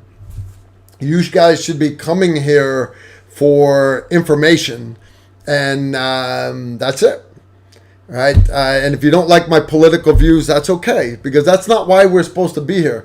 You guys are not supposed to be here to be venting your political views in the chat room. When that happens, you guys usually get blocked because I get racists, I get black nationalists, I get white supremacists, I get Muslim extremists, I get a little bit of every, and I don't have time for that. We're all green in my eyes, right? I hate you all equally. Right, we're back here. Let's see. All right, the winner is James Angel, Angel. All right, Susan, if you'd be so kind to put the winner in the chat room. Don't it? You let them know how they won. But here's the deal, guys. Here's what I need. Steve Holland just showed up, by the way. He's got to hit the bar first in the man room. What I need you to do, James Angel, is take a picture of your avatar on your screen so we know you're not Ray Craddock who's laid up in a hospital in Hawaii right now because he rolled his government Suburban. All right, I need you to actually take a picture of your avatar and then email me that picture to tacticalrifleman1@gmail.com and let me know you were the winner, and I will get you your patches and your Tactical Rifleman patch, and I will get that out. And I think that's not bad. That's pretty decent, right? Because you guys can put that sticker, you put it on the back of your vehicle, kind of like what my nephew does on his Jeep. Or the cool part is you can put that sticker on the back of a Biden supporter's Prius and take a picture of it and post it all over the internet.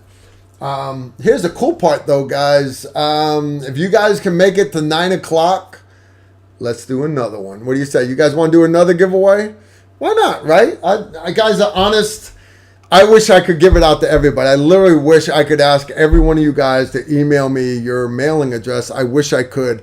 But you understand it's going to cost me $5-10 just to mail this.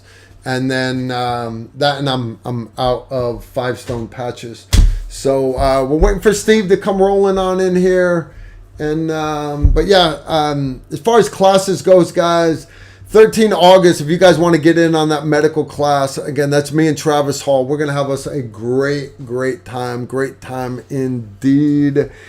Dun, dun, dun. Who we got? Drum roll. I got the drum roll for you.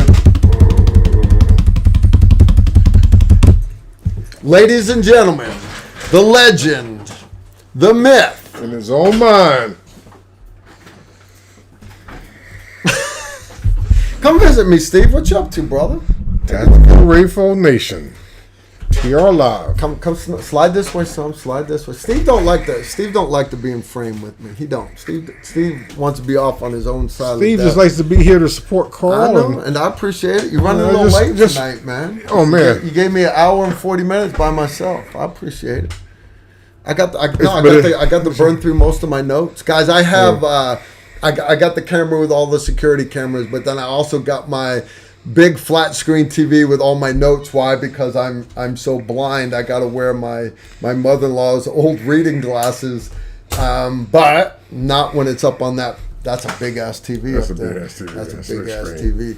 I'm having flashbacks from guys, and from staff meetings. I know, where we had Kill TV set up everywhere. My ops center for Task Force Raptor over in Baghdad, we would sometimes we'd have 3 or 4 ops going on the same night, but mine and the company commander's desks were elevated up in the back, little platform, so we could overlook all our minions. And I had my ops warrant, my warrant officer who'd be running ops, and your special ops combat weather guy from the Air Force who was completely worthless. That boy was completely worthless. Combat weather, he's special ops. Just ask him, he'll tell you. The weather is oh my god, yeah. hot. Damn hot. But we would have we called it Kill TV. The whole wall was banks of flat screen TVs, and we'd have Predator feeds, and then we always had the execution checklists at such and such time. Assault Force 1 is supposed to hit phase line Lima at such and such time, and you had the execution checklist. You know, the Humvees they'd hit an IED, they'd be held up. Well, hey, we're running behind schedule. Now we got to hold up the helicopter assault force. They've got to go loiter somewhere till the truck, blah, blah, blah, blah, blah, blah, blah. So it was always fun. So I'm used to having banks of TVs up. This is just my little The wars in Afghanistan and Iraq made the flat screen TV industry. Because before then, they were like 32 inches, 40 was big. And the military was like, build it bigger. Yeah. Build it by the thousands. You know. And Balad, which is we call Balad Starfleet Command. That's where CJSOTF AP, Combined Joint Special Operations Command, Arabian Peninsula. CJSOTF AP. Headquarters was, they had their ops center, which was bigger than my ops center. I got that right. They're running special ops, much bigger. But Camp Liberty. I walked in there. I had to.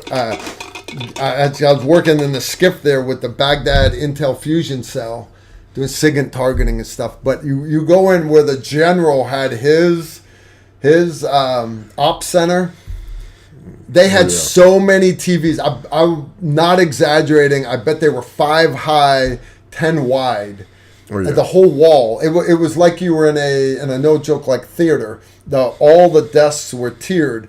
The funny part though was these guys were only doing like a couple of combat ops, so a lot of the others TVs would be turned off, or there'd be some guy playing solitaire, and he'd want to watch it up there instead of. And I'm like, man, that's some embarrassing shit right there. You got guys doing solitaire, where I know my unit's running 3 ops tonight alone, and you've got a whole division that's not doing squat. But that's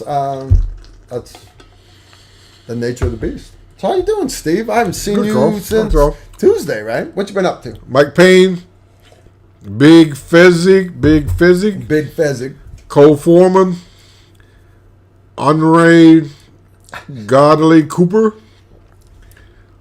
It's Andre. I just put him through airborne school in Andre. In March. Andre came down and jumped. Wildflower. He didn't earn his wings, but Andre he got his jump. Wildflower. I met him on the drop zone, and Wildflower. he was hurting a little bit. Wildflower. Why you want to see the Muay Thai elbows? Huh?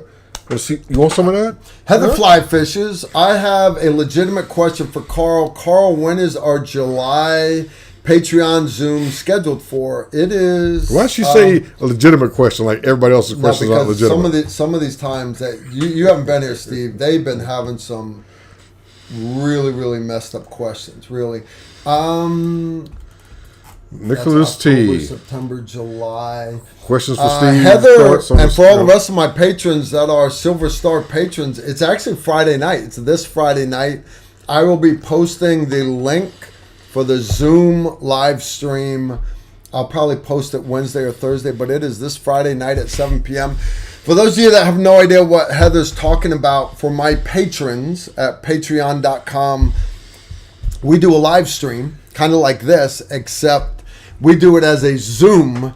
So not only can you see me and Steve, we can see you, and you guys get to talk back and forth. Susan will put her, and you can put your hand up. There's a little button for it. And we will put you up, and guys talk back and forth. It's gotten so the patrons were going at it so much. What are you doing, Steve? You okay?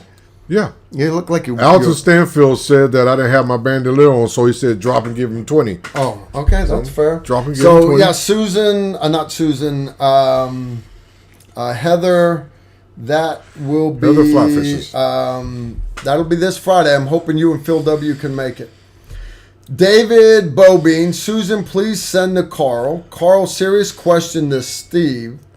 Have you ever eaten at Willie's Weenie Wagon in Brunswick, Georgia? Willie's Weenie Wagon in Brunswick, Georgia. I believe I may have. It rings a bell, but it just doesn't stick out like Nanette's Kitchen. A definite maybe. Nanette's Kitchen, that's that place we went, though. Yeah. That was awesome, dude. Yeah, that's awesome. The best gumbo. Good googly moogly. Nicholas T., question for Steve. What's his thoughts on the 7mm Remington Magnum? Excellent question. Go ahead, Steve.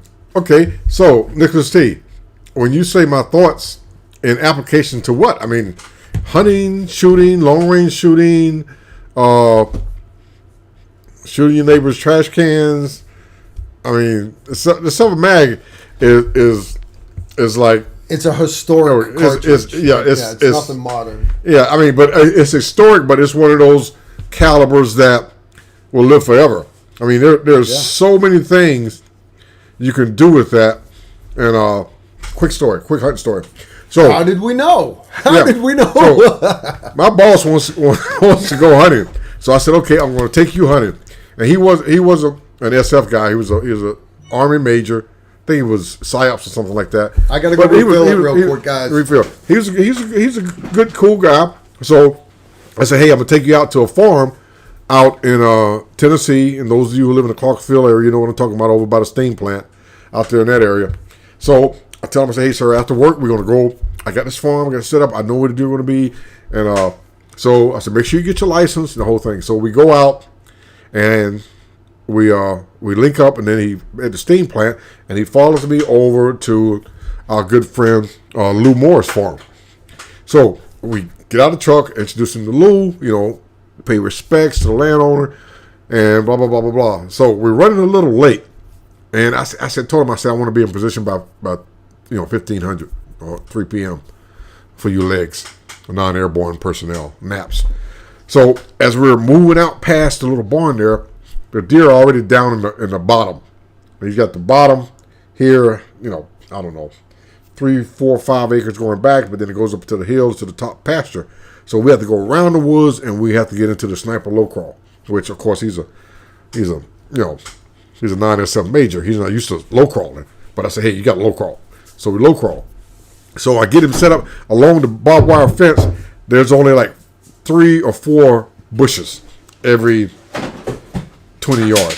So I set him up behind this bush, and there's about 5 or 6 does down in the bottom, and one scrawny little 6-point buck. He was okay, but he wasn't, like worth $350. He was okay. Yeah, not worth $350 to the taxidermist. So we get set up, and the deer start moving. So I'm with him, but I decided to crawl back along the hill. Then I crawl forward about maybe 65 yards. Then I get behind the next bush, and the deer are probably, I don't know, 80 yards from his position, and I'm sitting there and watching him, and I'm waiting for the shot. I'm like, man, why doesn't he shoot? And I'm kind of look out of the corner of my eye at him, and he's laid down behind the bush, and he's got the rifle pointer in the right direction, major. And the deer get about 50 yards away. Then they get about 40 yards away, and I'm like, I don't know what's going on. And all of a sudden, kaboom! The leaves on the trees on the other side of the pasture start shaking. This deer stands up on 2 legs like a horse rearing, and then it lands and it runs toward me. And as it runs toward me, I'm like, I might have to shoot this deer.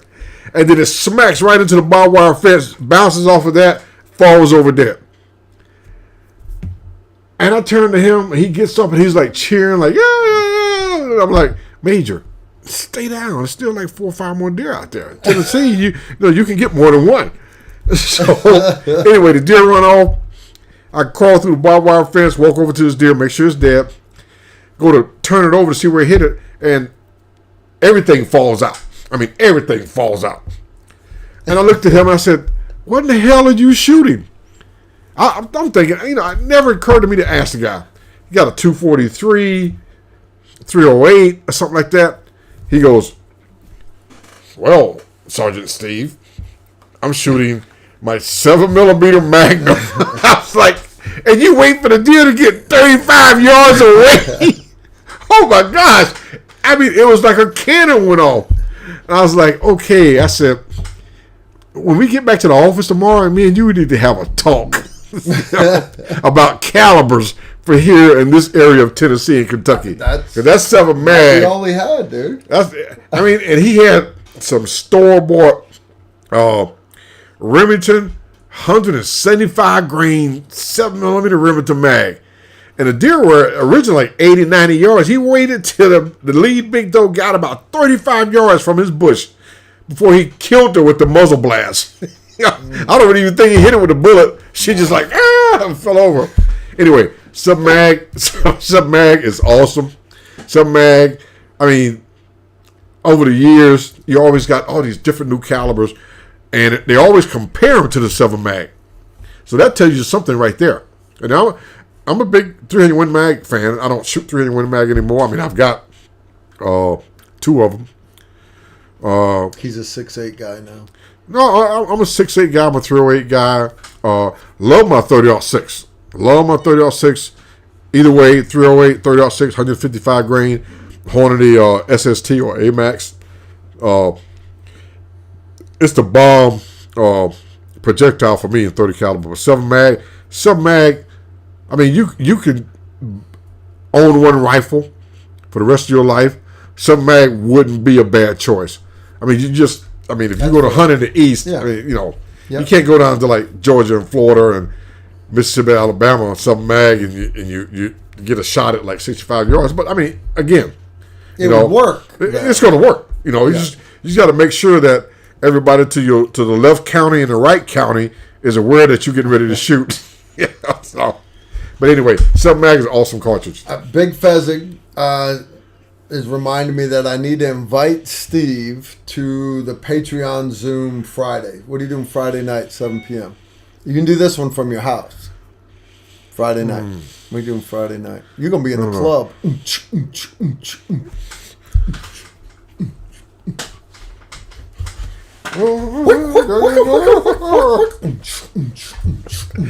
I have to check. I'll check. I'll let you know.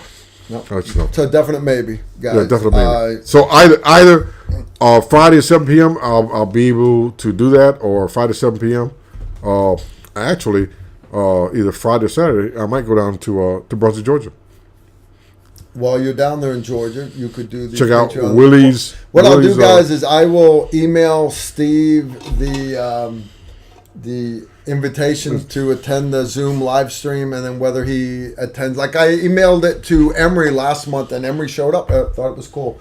One thing I do want to do though is we haven't officially invited Steve yet, so I'm going to do it right now. Steve, Randy Wurst, and Emery are coming down to Texas Great for people. the Patreon course in November. It is 17 through 21 November. It's the weekend before Thanksgiving. But isn't it like the week of like the sacred Kentucky rifle season? No, that's Operation Bloodbath. That's long over by then. So normally Bloodbath 12th or 13th, whatever weekend falls into the 12th or 13th is a. I've never attended your Operation Bloodbath. Yeah. But I do remember the 17th is a Thursday, and then Friday, Saturday, Sunday, Monday we are doing our Patreon course in in Texas. It's at the Beaumont Ranch. It's a big cowboy town. Mm-hmm. We are doing. Steve's coming. He just don't know it yet. Randy's already said Steve's right. What town is it? Beaumont Ranch in Texas. I'd have to show you the town. It's east of Dallas. First day's a pre-day. For all the families that come out, easy stuff, no big deal. But then we're going to be doing medical class, escapology, all kinds of fun stuff. But the cool part is Steve and Sularu. And Randy and Emery? Oh my gosh. Me, Steve, and Sue, we're going to be doing precision rifle there. But here's the other kicker. I just locked it in today for my patrons. The 21st, I've got a Little Bird helicopter. And we're going to be doing platform shooting from a helicopter. Ooh. So I think we got a bunch of full auto guns there. Again, my patrons, you'll have to bring the ammo for that yourself. But Grandview, Texas. We've got a bunch. We've got such a great course planned. It's already sold out, so don't be getting your panties in a wad thinking you have to go sign up. Racing to the website. If you want to be put on the waiting list, you can send me an email again at tacticalrifleman1@gmail.com. I will probably accept 5 slots for standbys, only because I had 4 people back out at the last minute last year. One was a group of 2, and then it was 2 other people, it worked out perfect because I had 3 show up that I'd forgotten that they had signed up, and then I had a couple others that were local that jumped in last minute. So we were still completely full. We were actually 1 over last year. But yeah, we got a great Patreon course planned. The cool part about it is the Beaumont Ranch is a cowboy town, and we got a big pavilion. We're going to be doing spirits around the bonfire every night. So can you imagine 30 patrons hanging out with Steve Holland, Randy Worth, and Sue LaRue telling war stories. Sue LaRue. We're going to have a great time. Great time indeed. So, anyway, if you got Sue LaRue there and Randy, it's going to be awesome. It's going to be a great time. Epic class this year, guys. Epic class, without a doubt. Last year we did high-speed vehicle dynamics. We rented a driving track. We brought in asset from Nashville, rented cars. Shh, don't tell the rental car company we were doing driving training with them. But this year, because we change up the classes every year, some things stay the same. We'll always do TCCC medical. We'll always do a little bit of this, a little bit of that. But for the most part, we are doing one of the coolest things is we're doing platform shooting from a helicopter the final day. Nice. A bunch of other stuff going on that day also. You won't just be standing around. All right, was a guy who broke his back fast roping a Nos Defions blue light guy, a man who fell out of a helicopter and land. Who the fuck is that? I got guys just randomly texting me again. How about no? All right, sorry, I thought that was from Susan. It's not. We need Steve not to breathe right over the mic. I'm supposed to move the mic away How from about you, Steve just breathe? And you're not allowed to breathe anymore, dude. They don't want you to breathe. It's kind of No, he was not a blue light guy. It was a human thing to breathe. He was a Nos Defion guy. Blue light was over before I got. Yeah. Blue light was until Delta was stood up. Stood up. Blue light was truly all special forces. 5th Special Forces Group guys. All right, next one. Another one for Steve. Steve, what would be your go-to cartridge for all Alaskan critters? And he goes on to say, 375 H&H is what I run. Just curious. This is Norseman up in Alaska. Now, I'm going to be like... You're 4570 kind of guy. Hypothesizing to answer that because I haven't ever been to Alaska. I know about Alaska. I got a lot of friends that hunt Alaska. I got a lot of friends that live up there. One of my very good friends, Travis Mitchell. Most of you guys know him formerly of Surefire. His mother and father lived in Alaska. They lived on a houseboat, and a couple of those, but they would go inland and hunt.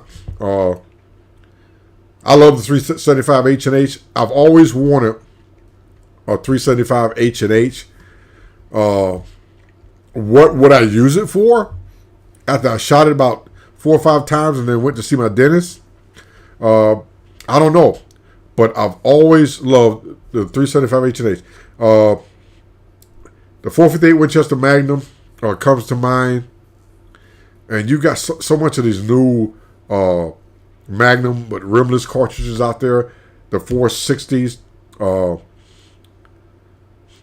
was the one that Mr. White had? It was the 458 lot.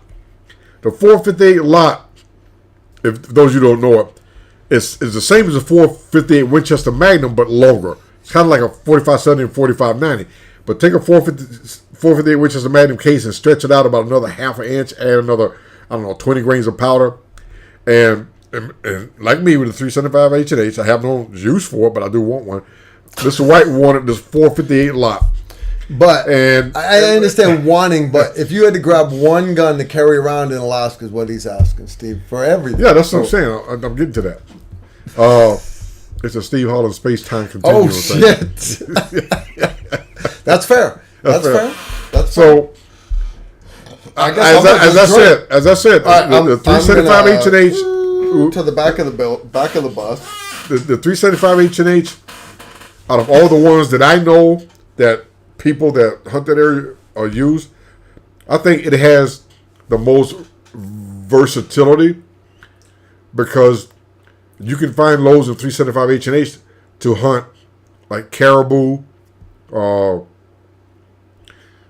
other kind of antelope, deer type animals they have up in Alaska. But I mean, it's powerful enough to stop a brown bear, to stop a polar bear, if you can do that legally, unless of course my life was in danger. Legally doesn't matter. I shot all 7 of those polar bears because my life was in danger. But yeah, the 375 H&8. But anyway, the 458 lot, because you can shoot a 458 Winchester Magnum in a 458 lot chamber. It's a longer bullet. So Mr. White had to have one of these things. So he invites all of us over so he can shoot it out of his house over here in Christian County. And I forget what platform it was. Maybe a big Remington 700 or a Ruger. He loads the first round. And Mr. White was probably 5'9". Solid. Mr. White was solid. At 70-something years old. Yeah, the boy would get up and do his katas every morning for physical fitness. The boy was solid. Yeah. Mr. White was probably a great example of a human being. 175 pounds. He was 70-something years old. Yeah. Takes his first round. He shoots it. And after the recoil, he's pointing the other way. So, I'm looking at that. I looked at everybody else like, did that just happen? I mean, this is Mr. Joe White. Yeah. This is the man. Yeah, this is the man. Of course, Mr. White goes, oh no, I don't accept that. He loads another round. He goes, boom! He's pointing the other way. He clears it. He goes, here you go, Steve. Oh no. Oh no, Mr. White. Oh no. I'm sorry. I'm a sorry. And God bless him. He passed away about 3 years ago. A magnificent man, Christian man. Tell you one day the whole story about Randy and Mr. White. It's funny, but it was something that he always wanted, and he loved falling block action, single shot falling block action. I love them.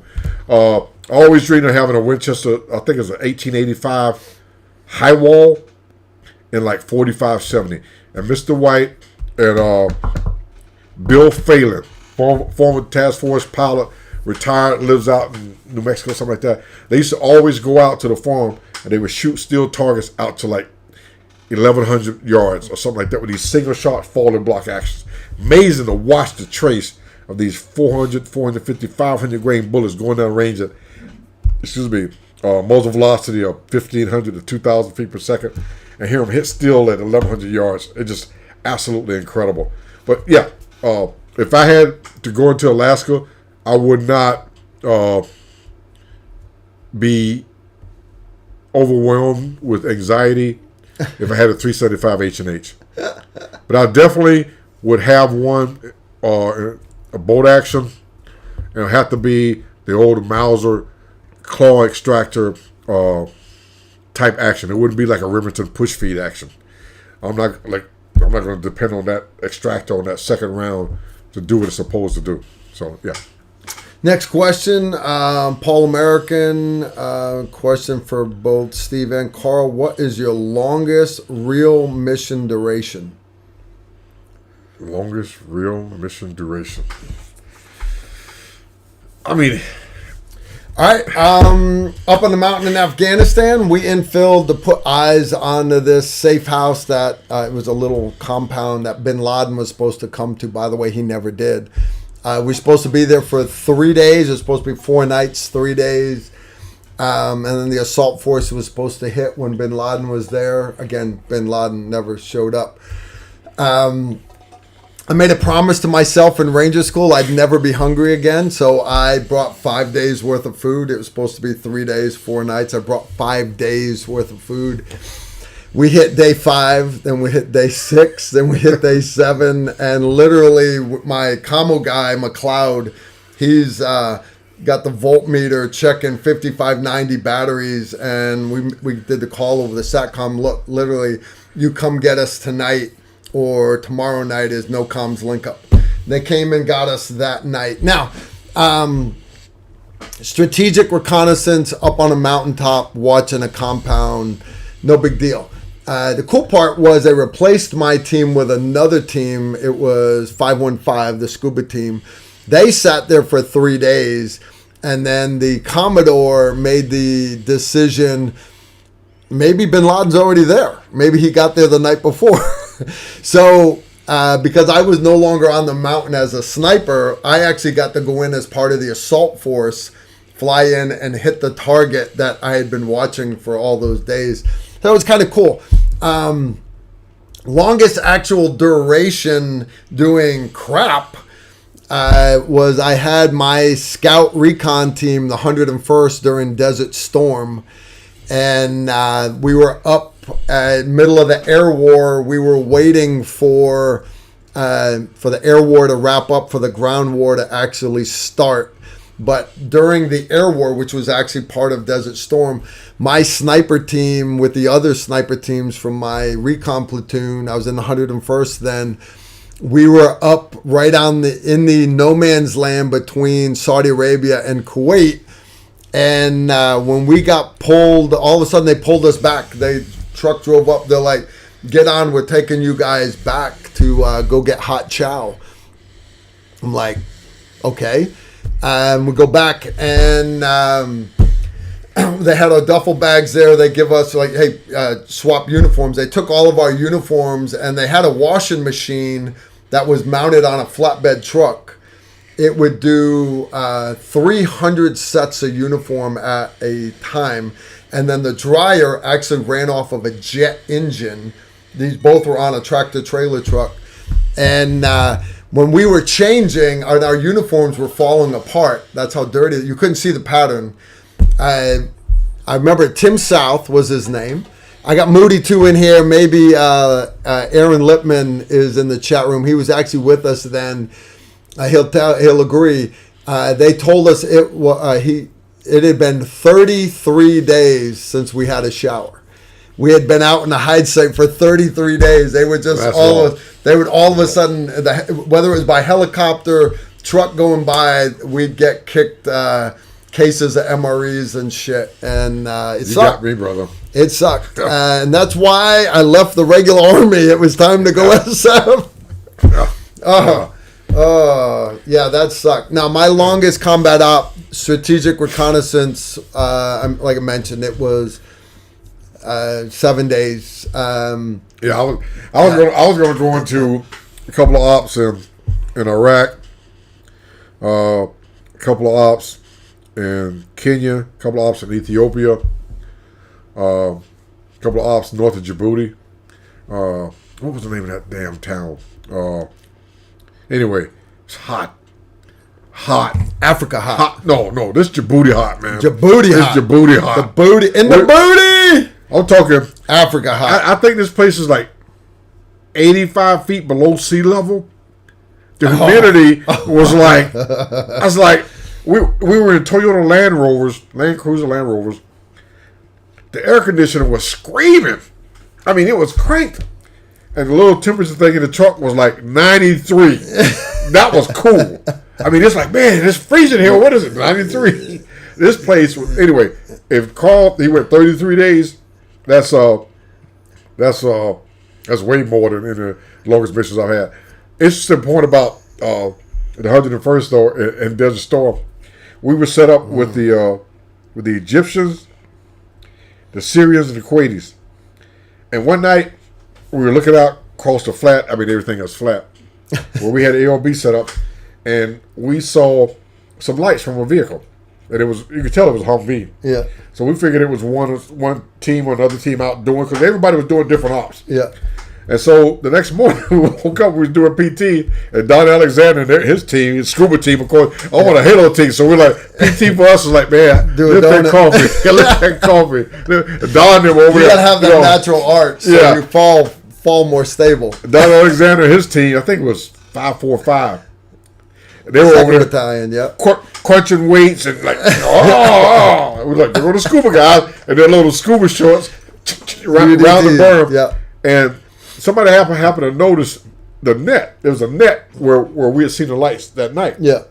So Carl McMahon. I don't know if you remember him. No. But he and a couple of guys, they're in shorts, right?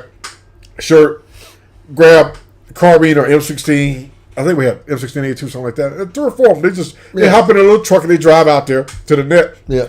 And we could hear from where we were. They stopped, they got out, and as they walked toward this, I mean, I'm talking a U.S. camouflage net. Yeah, you know what I'm talking about? So as they're walking toward the net, we hear somebody yell, "Halt! Advance to be recognized." You know? And we're like, what the hell? So all four of them stop, right? Then one of the guys starts walking forward, and you can see him talking through the net. And then he gets on the radio and say, "Hey, man, send one of the pickup trucks over here." So we drive over there. Next thing we know, we see guys tearing this net down, and they put stuff back in the pickup truck, and they pull into our compound. Yeah. And they get out, and it's a butterball lieutenant and a staff sergeant and 3 other guys. It was a 101st Airborne tow team. Oh, shit. And these guys were like gray. I mean, you talking about scared? Gray. I mean, like gray, white, scared. And they come in the compound and see the American flag flowing. We got all our little, tent set up, whatever we had back then. I forget what they call them.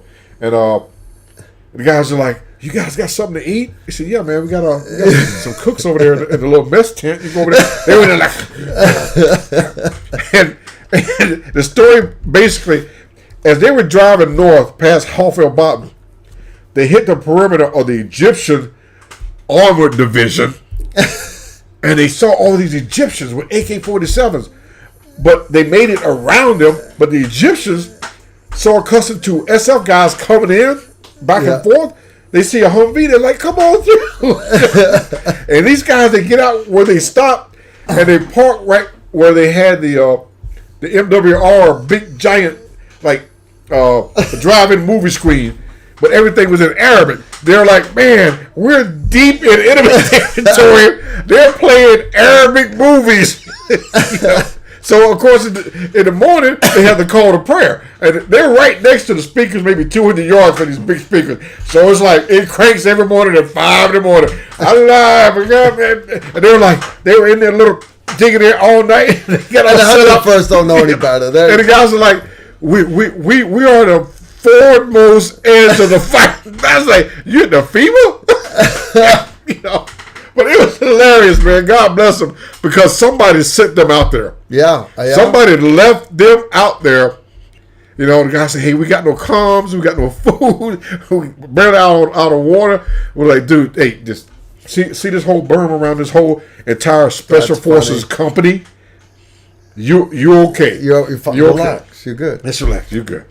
Grog asks, "Hi, Carl and Steve. Can either of you recommend anyone who trains dogs for family protection? Thank you." No. All right. Everybody assumes Travis Hall trains dogs. No. Do not bug Travis Hall about your family protection dogs. Emery has a buddy. We've actually done a video with him. He used to train service dogs for law enforcement. He no longer does that because law enforcement don't pay their bills.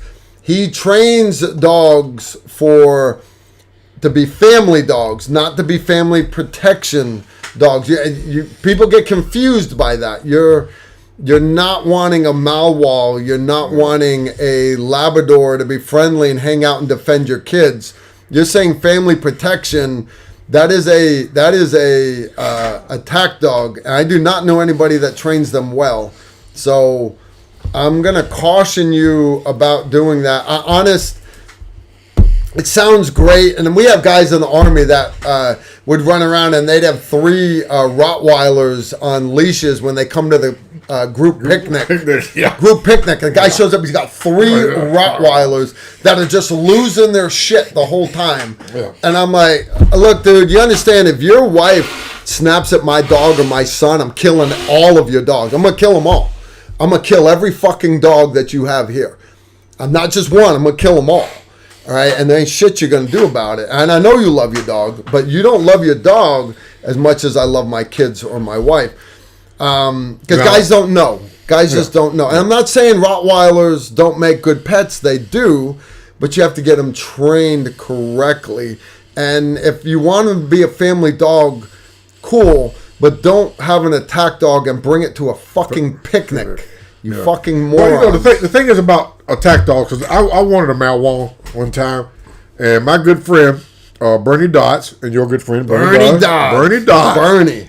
The dog man, the SF dog man. I happen to be the project manager of the 5th group MPCs, which is multi-purpose canines. Track on sight, track on smell, the whole thing. And we got the teams, dog teams. Started off with civilian trainers, contracted trainers, and then we expanded it to the NCOs will now be the handlers, and that expanded to the Ranger Regiment and to all the other SF groups. Yep. 5th group, kind of lead the way all the time. People don't realize how much shit Steve did for the community. It's crazy, dude. It really is. But one thing Bernie taught me, because I wanted this Malwans he was out of his life cycle for a working dog. Yeah. And Bernie, when he was the head guy, the 3rd group MPC det, multi-purpose canine detachment, I was at Bragg doing some vehicle stuff. And we were talking about that, and he said, Steve, here's a dog that we're about to put up for adoption, and this dog can only be adopted by someone who was once a handler. And this is why. And he took me in there with those dogs, and we walked through everything. And when I came back out about 3 hours later, I was like, I don't want a working dog in my house. No. I do not want a working dog in my house. I understand. It's a freaking velociraptor is what it is. It literally, they're so energetic. Very good description. Now, and that's why Travis Hall rescues these dogs, because all these movie stars and all these people with money think it's so cool to have a Malwa or a military working dog, but then they get it home and they want to do other things like actually interact with their spouses and their family. No. The dog is 12 hours of your day needs to be with that dog. Yeah. And if you're not willing to do that, that dog quickly goes off the reservation, and it's a freaking velociraptor. And so, yeah, you don't... careful, guys, what dog you pick. Yeah. Matthew Dion... It's a difference between having a dog, a trained dog for home protection, and having a dog that's part of the family that will protect. Yeah. Keep that in mind. Most dogs that are part of the family, if you have someone outside of that tribe, that clan, that circle, and he detects harm or a threat, they're going to protect. Yeah, they're going to take care of you, without a doubt. Yeah, my dogs are awesome, without a doubt. Yeah. All right. He's got his haversack. All right. Matthew Dion, real quick. Hey, Carl and Steve, how many mags do you recommend having per firearm? Thanks, and God bless you both.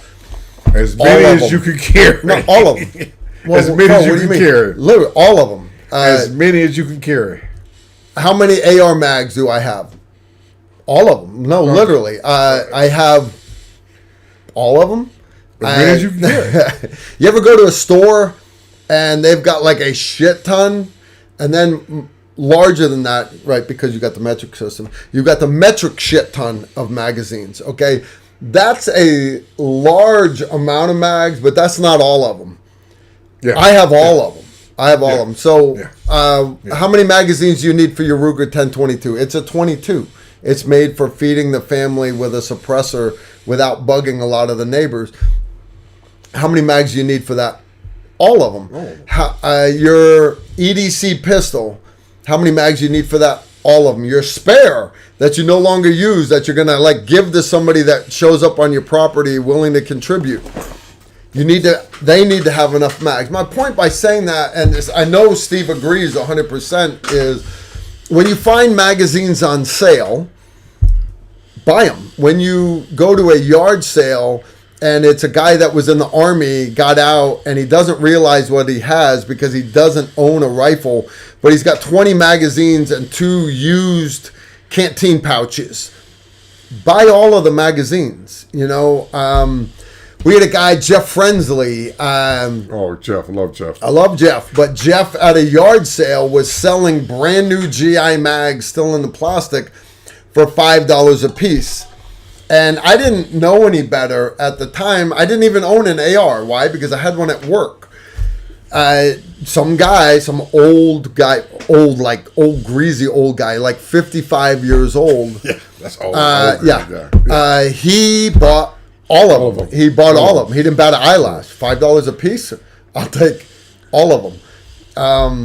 It's like when I go to a gun show, you find cheap mags, or they don't even have to be cheap. If you see a mag and you go, that fits my old 25 Raven that is designed to be nothing but a dump pistol at a shootout somewhere. But then it dawns on you, I keep that pistol on my mountain bike in case I ever, get attacked by a zombie bobcat or something. I don't know. But my point is, if you find a mag that fits one of your guns, why are you passing it up? Why are you even asking? Buy it.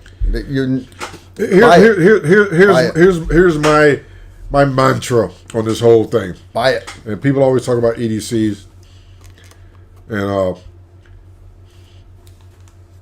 1 is none, 2 is 1. Yep. Whatever I carry, I have 2. Yep. Some of them, I have 3. One's in the house. No, 2's in the house. Okay, some of them I have 4. It's 2 in the house. It's 2 in the house. 1 on me, 1 in the vehicle. And magazines galore. Yeah. Magazines. A lot of times I walk around the house and I go, stop. And once I stop, I go, okay, where's my nearest reachable? And I do that to myself all the time. I say, okay, my nearest reachable is over there. And how many mags are with that? And it might be in a haversack. And I have like 7 magazines with that one, okay? How many magazines do you haversack? Have in your sack. I have a sack of magazines. So I would ask myself, okay, now I'm on this side of the house. And where's my closest reachable? I say, okay, it's over there. And how many mags over there? I'll say there's X amount of mags. All of them. They're the ready mags and they're the haversack mags. Okay?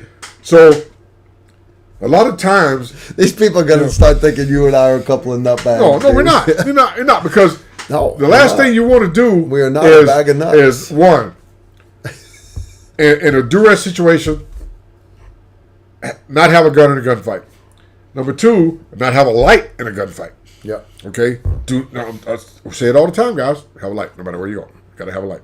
So, is it a threat? Is it not a threat? Is it a threat that warrants deadly force? And if you can't see, heaven forbid you draw down on somebody that don't deserve it. Yeah. Or your drunk neighbor. Yeah. Or your drunk neighbor looking for his drunk wife. Cash me outside, Steve. Why do you love the 30-06? I love the 30-06 because it is efficient and accurate. Yeah. Available. A lot of platforms for it. I don't shoot the 30-06 that I have, the 3, the 4, the 5 that I have, as much as I shoot my 308s. But I mean, either one of the platforms are set up very, very similar to each other. And again, I've been over the years, and I've been trying to get my son to understand. And my son Brian, he's special needs, but he's not like overwhelmingly special needs. Steve's son's awesome. Yeah, Steve brought him out for his birthday. We shot the Barrett. Oh yeah, he had a great time. He still talks about that. I was talking about your son and shooting the Barrett.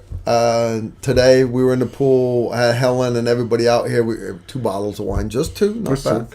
And Helen loves your son and everything, and we were just talking about how awesome it was because that made his day shooting. That made his year. Yeah, that made his year, dude. I was just happy to do it for you. I appreciate it, man. I appreciate it.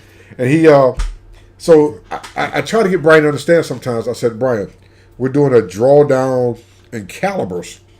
You know, I love the 30-06. I would like to own a 375 H&H Winchester Model 70. Classic or pre-64, which is the claw extraction, and everything else. But I would have to have 375 H&H ammunition. And I have to explain it to Brian sometimes. Like the other day, he came to me, he goes, look what I bought. And he'd go into the store with his sister, and he bought randomly bought a box of ammo that Dad doesn't have a gun for. Oh my gosh! It was a box of Hornady, like 460 Hornady or something like that. $62. And I was Brian, why would you buy something like that we don't have? And he pulled Dad, you need a new gun. He pulled this big long thing out, not as long, not as big as me, but still, it was close. It was close.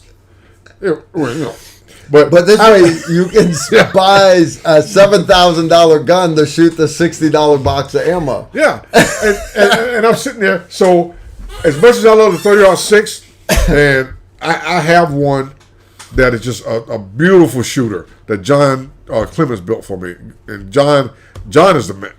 I've gotten more deer with 30-06 than I have any other caliber put together. I'm telling you, one of my best running deer shots I ever made was with my what we call if John Clemens takes the time to build you a rifle, it takes about 7 years, and called it JRC.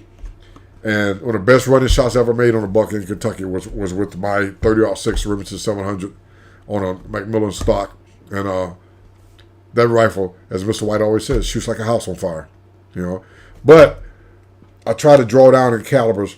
I try to concentrate. Did you keep 30-06 in your inventory? Yeah, I still do. No, that's awesome. Yeah. That's awesome. But that's why I tell Brad all the time. He's like, "Hey, let's go shoot these." Yeah. I go, "We can't. You just can't. It's not." 10 years ago we used to go out and just crank ammo. You can't just start cranking ammo no more like we used to. Because and I agree. I do the same thing. Like, look, I don't want every caliber under the sun. I don't want all these different calibers. I want obviously 308, 9mm, 5.56. Right, that's easy. But then 22 long rifle. Steve actually got me on. Every chance you get, every payday, you should buy a brick. Of 22 long rifle. Mr. White got me started. He got you doing it. Yeah. And I love Mr. White. I love Steve Holland. There is a logic to that. A brick is 500 rounds. For me, what I'd do is I would buy the small sleeve, 100 round CCI. CCI. Stingers. CCI. Stingers, CCI. Stingers. So I have a gazillion. wall a gazillion. of gazillion. CCIs. A gazillion's an actual, probably an appropriate number. But then you start looking at other calibers. Obviously, you got to have 45 ACP. Because in my defense, because I teach classes, sometimes the units that we're still running 45s, my holster, you guys know the deal. I've got the quick release. I would have to put a 1911 on. For a while, MARSOC was running the Marine 45 pistol. They've gotten away from that. And then 6.5 is the new hotness for 308. My 338 Lapua, and all right, but now everybody's going to 300 Norma and 338 Norma. Okay, so I have to do the same thing. I want to say I limit myself to calibers, but at the same time I'm in a training position. So I will tell you, I stay enough to train and compete. So like shotgun ammo. Most of my shotgun ammo is for competing. All right. Birdshot, low recoil slugs, buckshot. We talk about get every mag that you can, even though it's not for like your 25 Raven. Yeah. I was down at a demonstration down at Benny one time. This is a industry demonstration. Yeah. And I was involved with the new SOCOM vehicle, the Flyer Defense M1288 Liberator. And we were doing the General Dynamics OTS 338 lightweight machine gun. Yeah. So the guys do the whole thing with 338 lightweight machine gun. There's everybody comes up and shoots. Everybody comes up and shoots. Everybody comes up and shoots.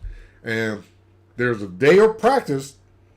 Then there was a day where the general shows up and everybody's there. So I would say they probably shot 338 normal mag, maybe 5,000 rounds. So as we were policing up everything and cleaning up the ranges and securing the vehicle and shutting down, we had the 25 millimeter in there, and we had the we had a Mark 44 minigun, 30 and millimeter, 30 millimeter, 30 millimeter, 30 millimeter M2, M230, and I was hanging out with Mike Cooney and the Polaris guys, and then the OTS guys were packing up their truck and getting everything going, and I saw the guy putting some stuff on his little cart thing, heading toward the dumpster. And I said, I said, hey man, what is that? He said, oh man, we get rid of all the brass. We had to clean up all our brass every time we shoot. We clean up all the brass and links, and we're gonna throw it away. I said, what kind of brass? And I opened up, and each box, the box is about this big, right? It's probably 4 or 5 boxes. Oh, dude, you know how much that brass is worth? 3.8 normal brass, which you could. Now, I'm sitting there. To myself, like, I don't have a 3.38 normal rifle, but I will take that brass. If you're going to throw, for one thing, okay, a lot of my 308, back when I was, reloading, I reload Remington brass, which is brass, but if you showed up with some Lapua or normal brass, dude, that's like going to the next level in brass. Good brass, okay? guys. That's like going from. For my loader, my reloaders out there, you know what we're talking about. For everybody else, picture high quality brass, which equates to reloading accurate ammo. Yeah, I'm talking.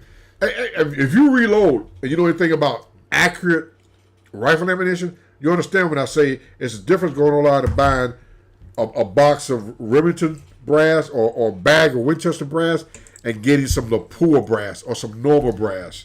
Army 308 brass. Okay, and again, it's not really corroded a little bit. It's just it's just dirty, but it's hard brass. Not all brass is created the same.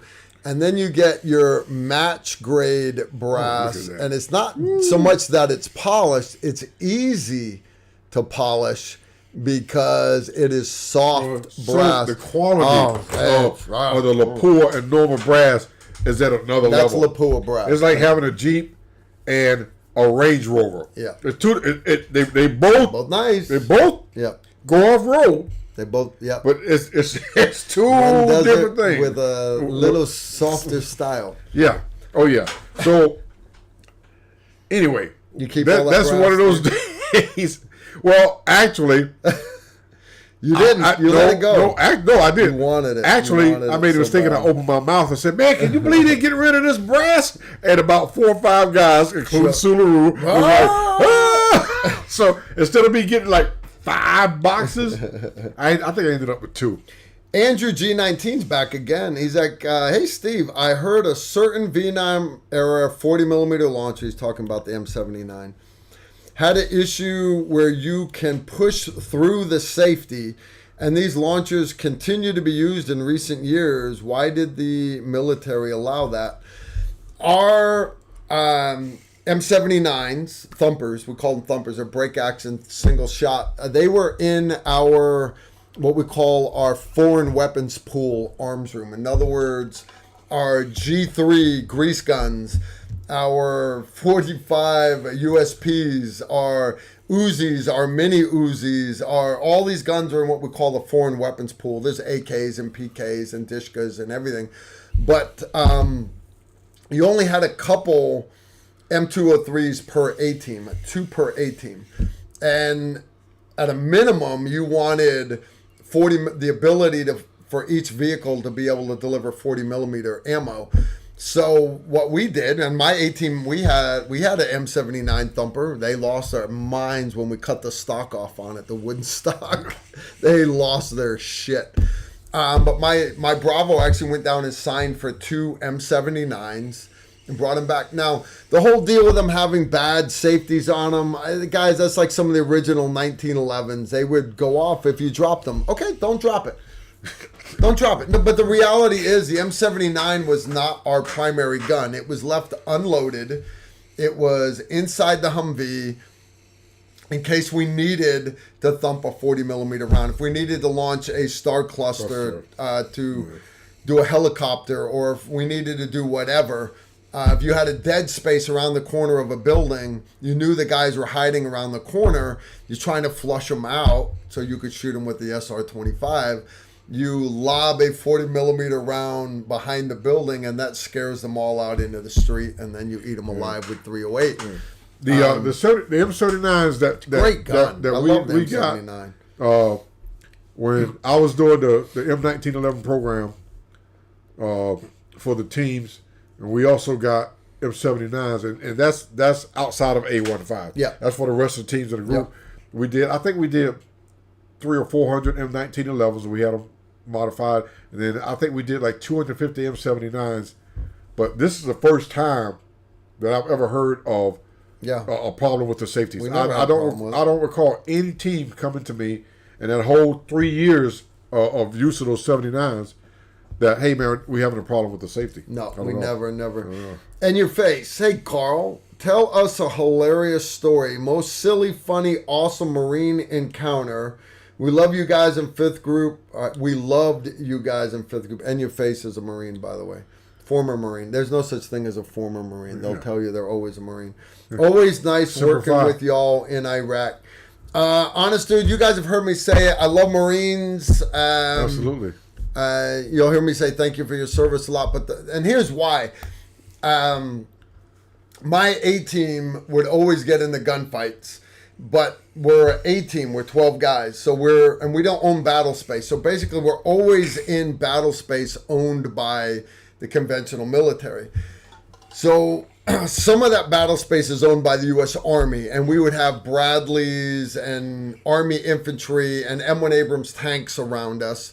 And other times we were with the Marines, and we had their LAVs, their wheeled vehicles, and their amphibians and their M1 Abram tanks and Marine infantry around us. And one thing I'll tell you, and I'm not bashing my Army guys out there, I'm honest, I'm not bashing you, but the reality is a lot of you guys didn't get out of your Bradleys very often and do very much dismounted stuff. But the Marines are very, very, very, very much better dismounted in an urban environment. Fallujah, Najaf, stuff like that, 1. 2, I was in the Army, so when my guys are there with the regular Army, they're first sergeants who outrank me. They're sergeant majors who outrank me. They would be pissed off because I'm wearing a tan baseball hat with a Punisher skull on it, and I'm wearing Desert Tiger Stripe with American flags on both shoulders, and they've only got I'm only authorized to have an American flag on one shoulder. I'm like, you missed. I got one on the front of my body armor and the back of my body armor, and by the way, I can take you. So you need to get out of my face before you get punched in the throat. And they never would pull rank on me, but you understand that the whole thing, they would try to do uniform corrections on me. And I'm like, no, that guy belongs to me. You leave Jeffrey Fryer alone. Oh, God. He's not wearing a shirt right now because he doesn't want to get grease on his shirt. And in reality, Jeff just liked to ride around base with no shirt on, right? But I would cover for Jeff because when the gunfight started, Jeff would put on his body armor, usually with no shirt, and Jeff would accomplish the mission. Jeff did what I needed Jeff to do. So we had issues with regular Army. The Marines never, because the Marine Sergeant Major, he wanted to do a uniform correction, but at the same time, he's like, you're a fucking SF guy. I don't care. And I know you are helping my Marines. I know you are helping me take the fight to the bad guys, and I know you are helping me save Marines' lives.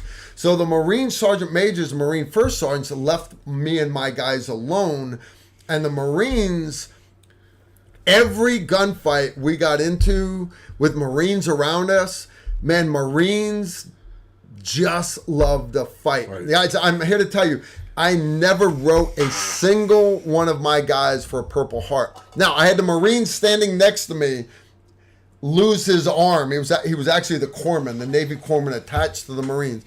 The rocket came in, hit the wall behind us, and literally homeboy lost his arm.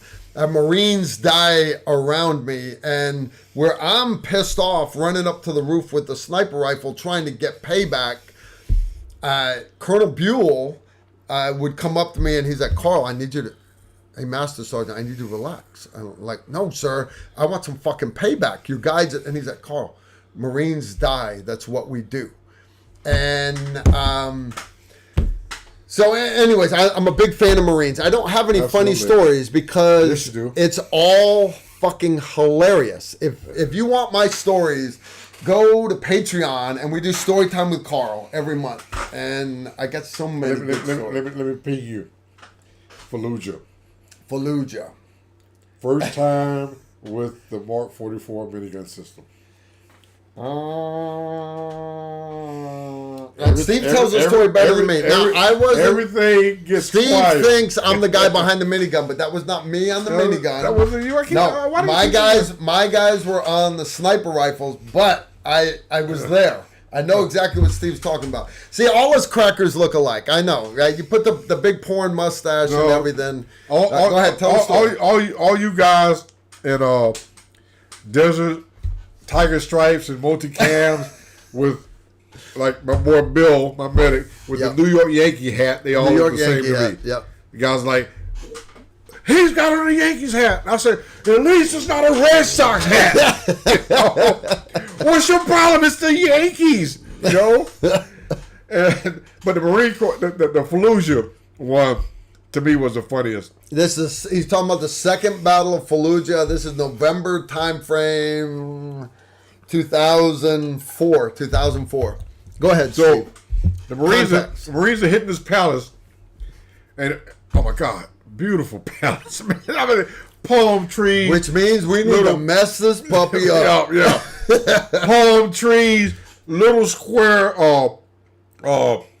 koi goldfish pools.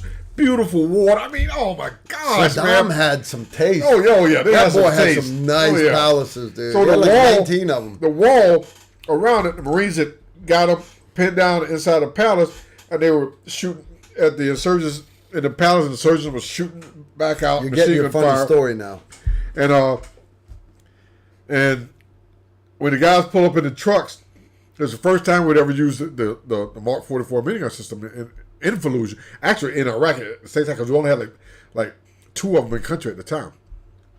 And when the Marines called the guys up, they thought that typical SF guys, the Humvees, Obama Humvees, M11114s, they had either the Mark 19, the Mark 47 grenade launchers, or the Mardus. Well, one of them had the minigun system. So the Marine was directing the truck up to this one little gap in the brick wall into the aiming at the palace. And you can see, I wish I had the video, but I'm not. I got the video. I just don't have it set up to play right now, guys. You can see the exchange of fire between the Marines and the insurgents. They was up on the second floor, and you can see red traces, green traces, all this going back and forth. And you see the Marines like, yeah, back it up, yeah, right there. Okay, you good? All right, you good. You know. Now, remember, you got machine guns, you got chain guns, you got RPGs, everything going on. It's just chaos. It sounds like a battlefield. Yeah, and the guy just goes, all right, back it up. He goes, okay, stop right there. He said, okay, you're good. And you can hear the guy saying, the gunner saying, where you want him? And the Marine goes, right there on the palace, the second floor. The guy says, right there, second floor, that's where you want it. And the guy was like, yeah, mate. He takes off, and you can hear all this shooting going around, and all of a sudden you hear this. One more time, Steve, I missed it.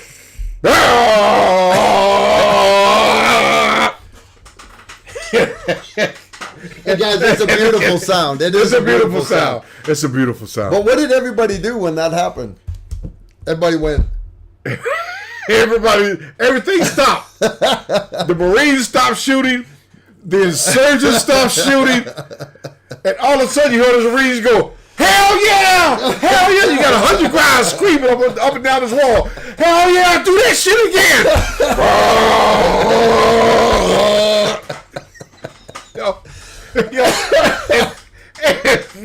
And you can see it just ripping the top level, the second floor, the balcony of that mansion, just shredding it.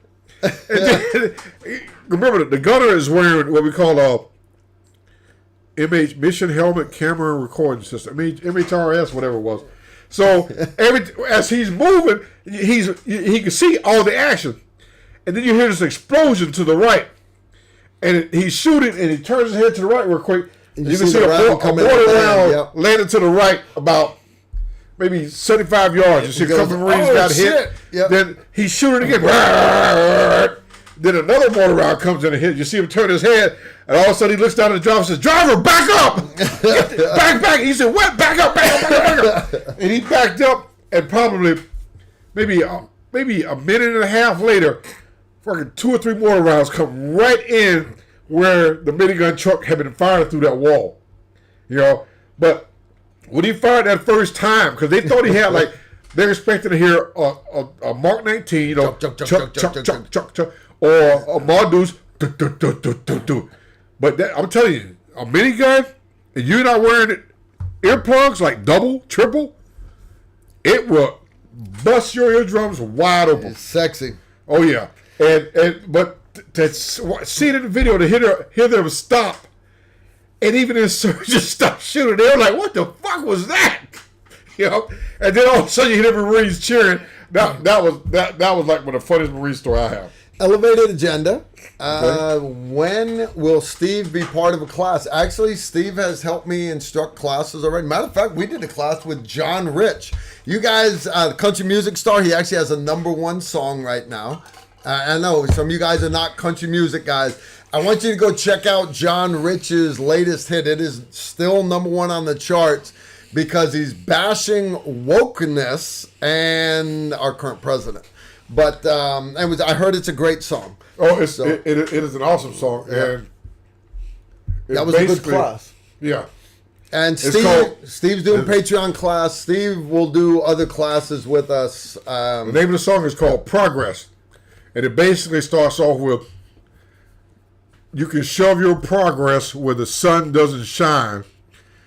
Keep your wokeness off of me and mine. It is #1 on the chart right now. And we did get a chance to run training with John, his brother and his dad. Yeah. His dad is like an awesome man, amazing man. He's a pastor here in the Great Nashville, American, all of Tennessee them area. are, dude. They're all great Americans. Yeah. And thanks to our good friend Travis for allowing us to use his facilities to do that. But check him out, John Rich. Just go to YouTube, John Rich Progress. It just hit the #1 on the country western chart. It basically says, you know, take your critical race theory and your wokeness and shove it up where the sun don't shine. All they're doing is divide. Some of those people are already shoving stuff up there anyway. So they are. You might as well add this to it. Joshua Putman, Steve, have you ever fired the 950 JDJ rifle? J.D. Jones, SSK Industry, now called SSK Firearms. The father of the Whisper, which was the design was stolen and it became the 300 Blackout.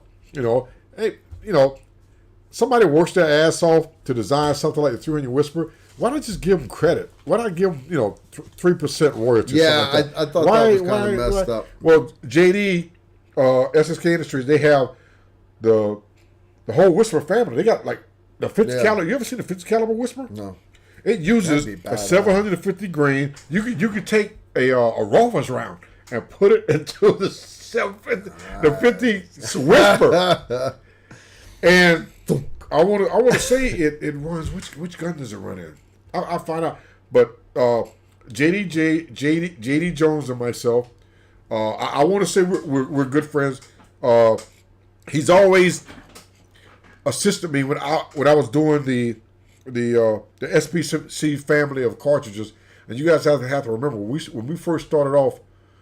Well, when I first started off with SPC, the only thing I had was a 25 Remington case, so I had to have the first one I made, short and cut, was a 25. So it was a 25 caliber SPC.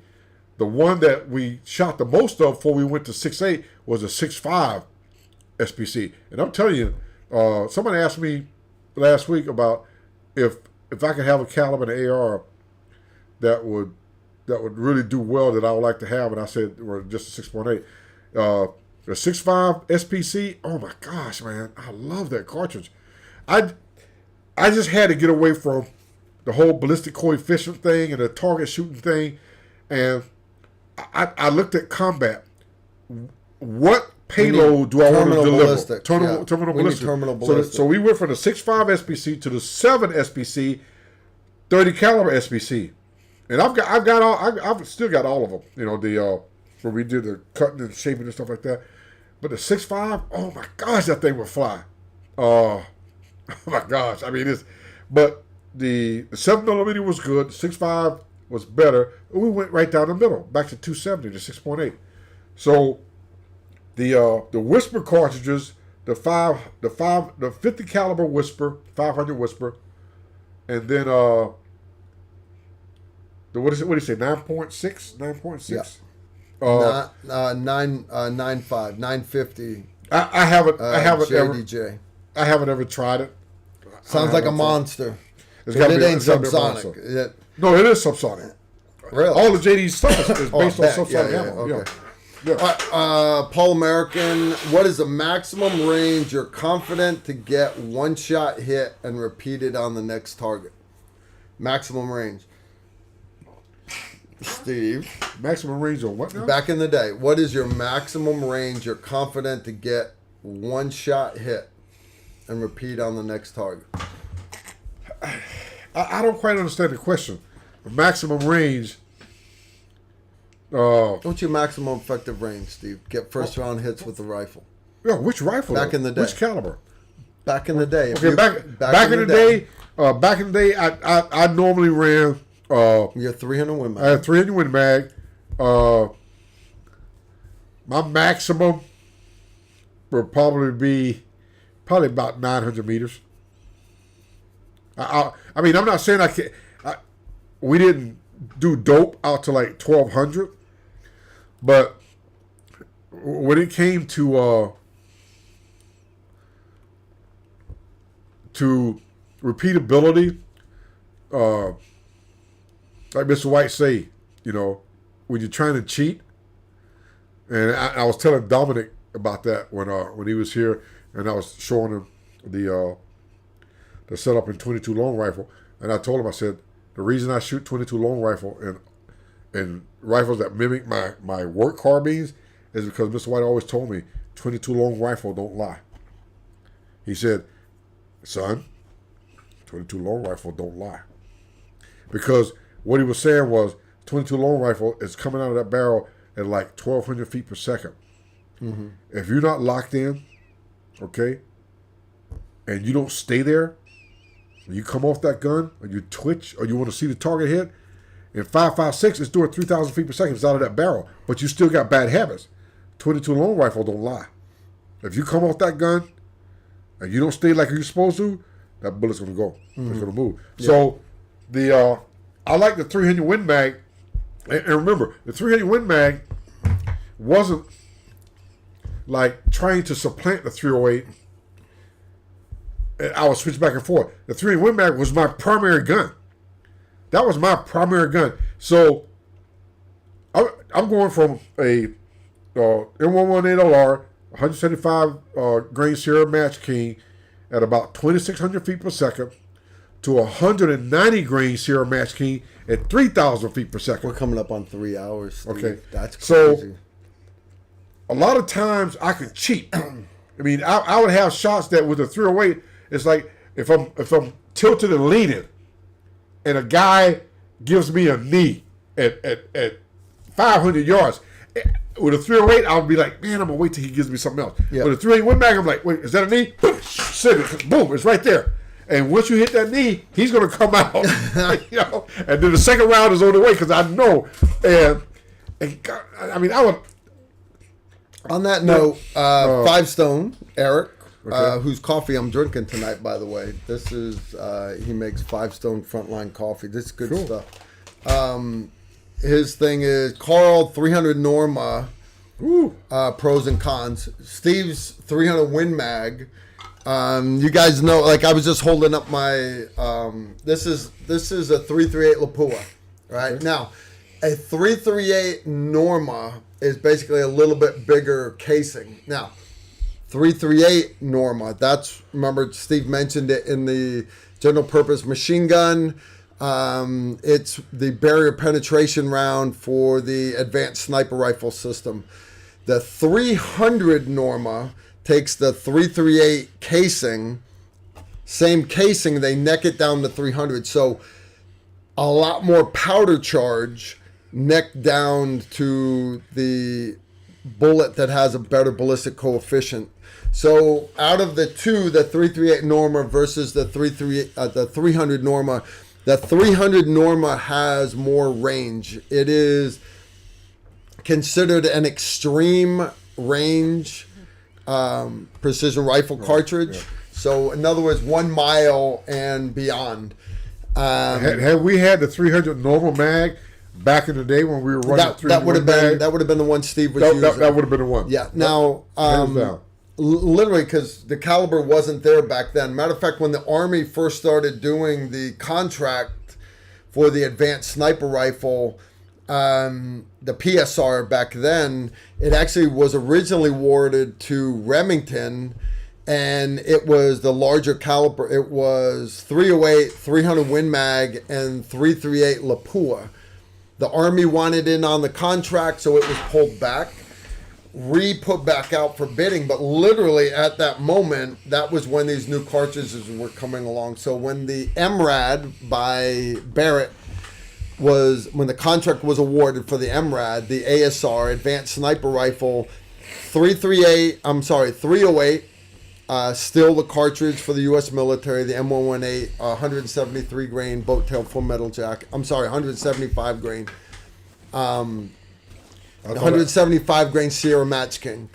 All right. But then the 300 Norma is the extreme long range round, and then barrier penetration was the 338 Norma. So guys, we are literally we're coming up on 3 hours. Okay, haversack. You don't have to do the haversack tonight. So real quick, guys, I know, and guys, me and Steve, we would sit there and drink with y'all all night long. We really will. Now that is a M118 LR with a polymer casing. Very casing. Cool. Look at that. In the haversack. Very cool. Sexy. Me and Steve are going to shoot this one of these days. All right, guys, real quick, though, before we take off, and again, I want to thank everybody for being here. We did one giveaway tonight. I got some guys sending me some more cool stuff to do giveaways on. I'm not going to give away Steve's ammo. I want to give a big shout out tonight to Geologie, which is a great maker of men's skincare product. All right. Gotta have it.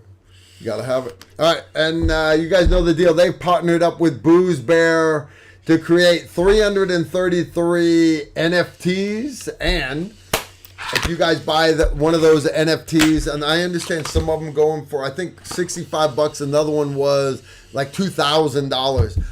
Buy them. Check them out. You need your little sexy NFT. The sales of the NFTs donated to Project Sanctuary. And it's good stuff. Good stuff indeed, guys. The links are down underneath this video. You got the links right there. You can go check it out. Steve, you don't have time to sneak it all in tonight.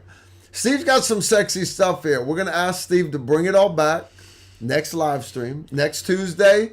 Here's the deal. Here's the cool part.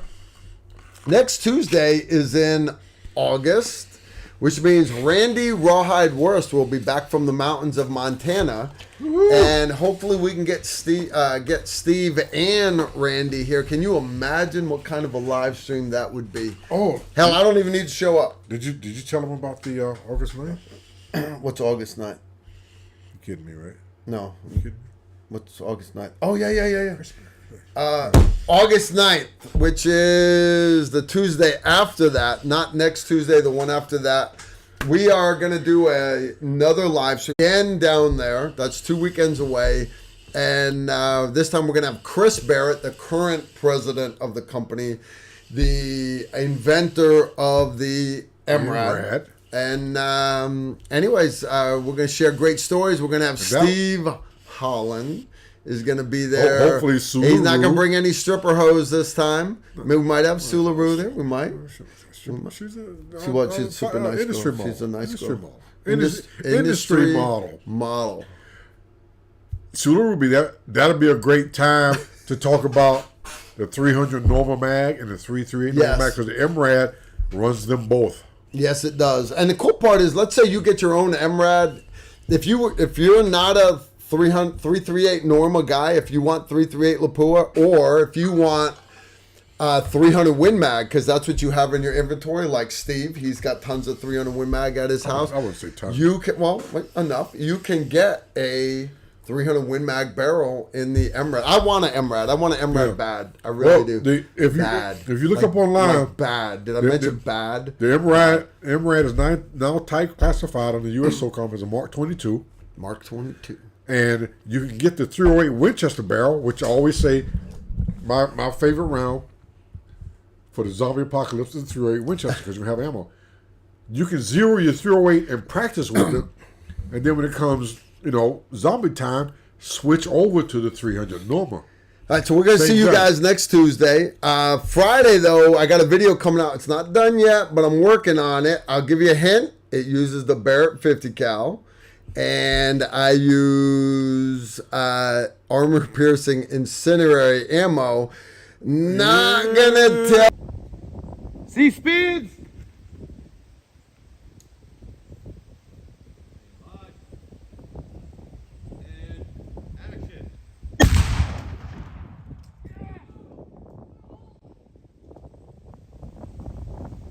Stuff we tear up a bunch of stuff in the video. That's gonna come out this Friday. I hope you guys enjoy it.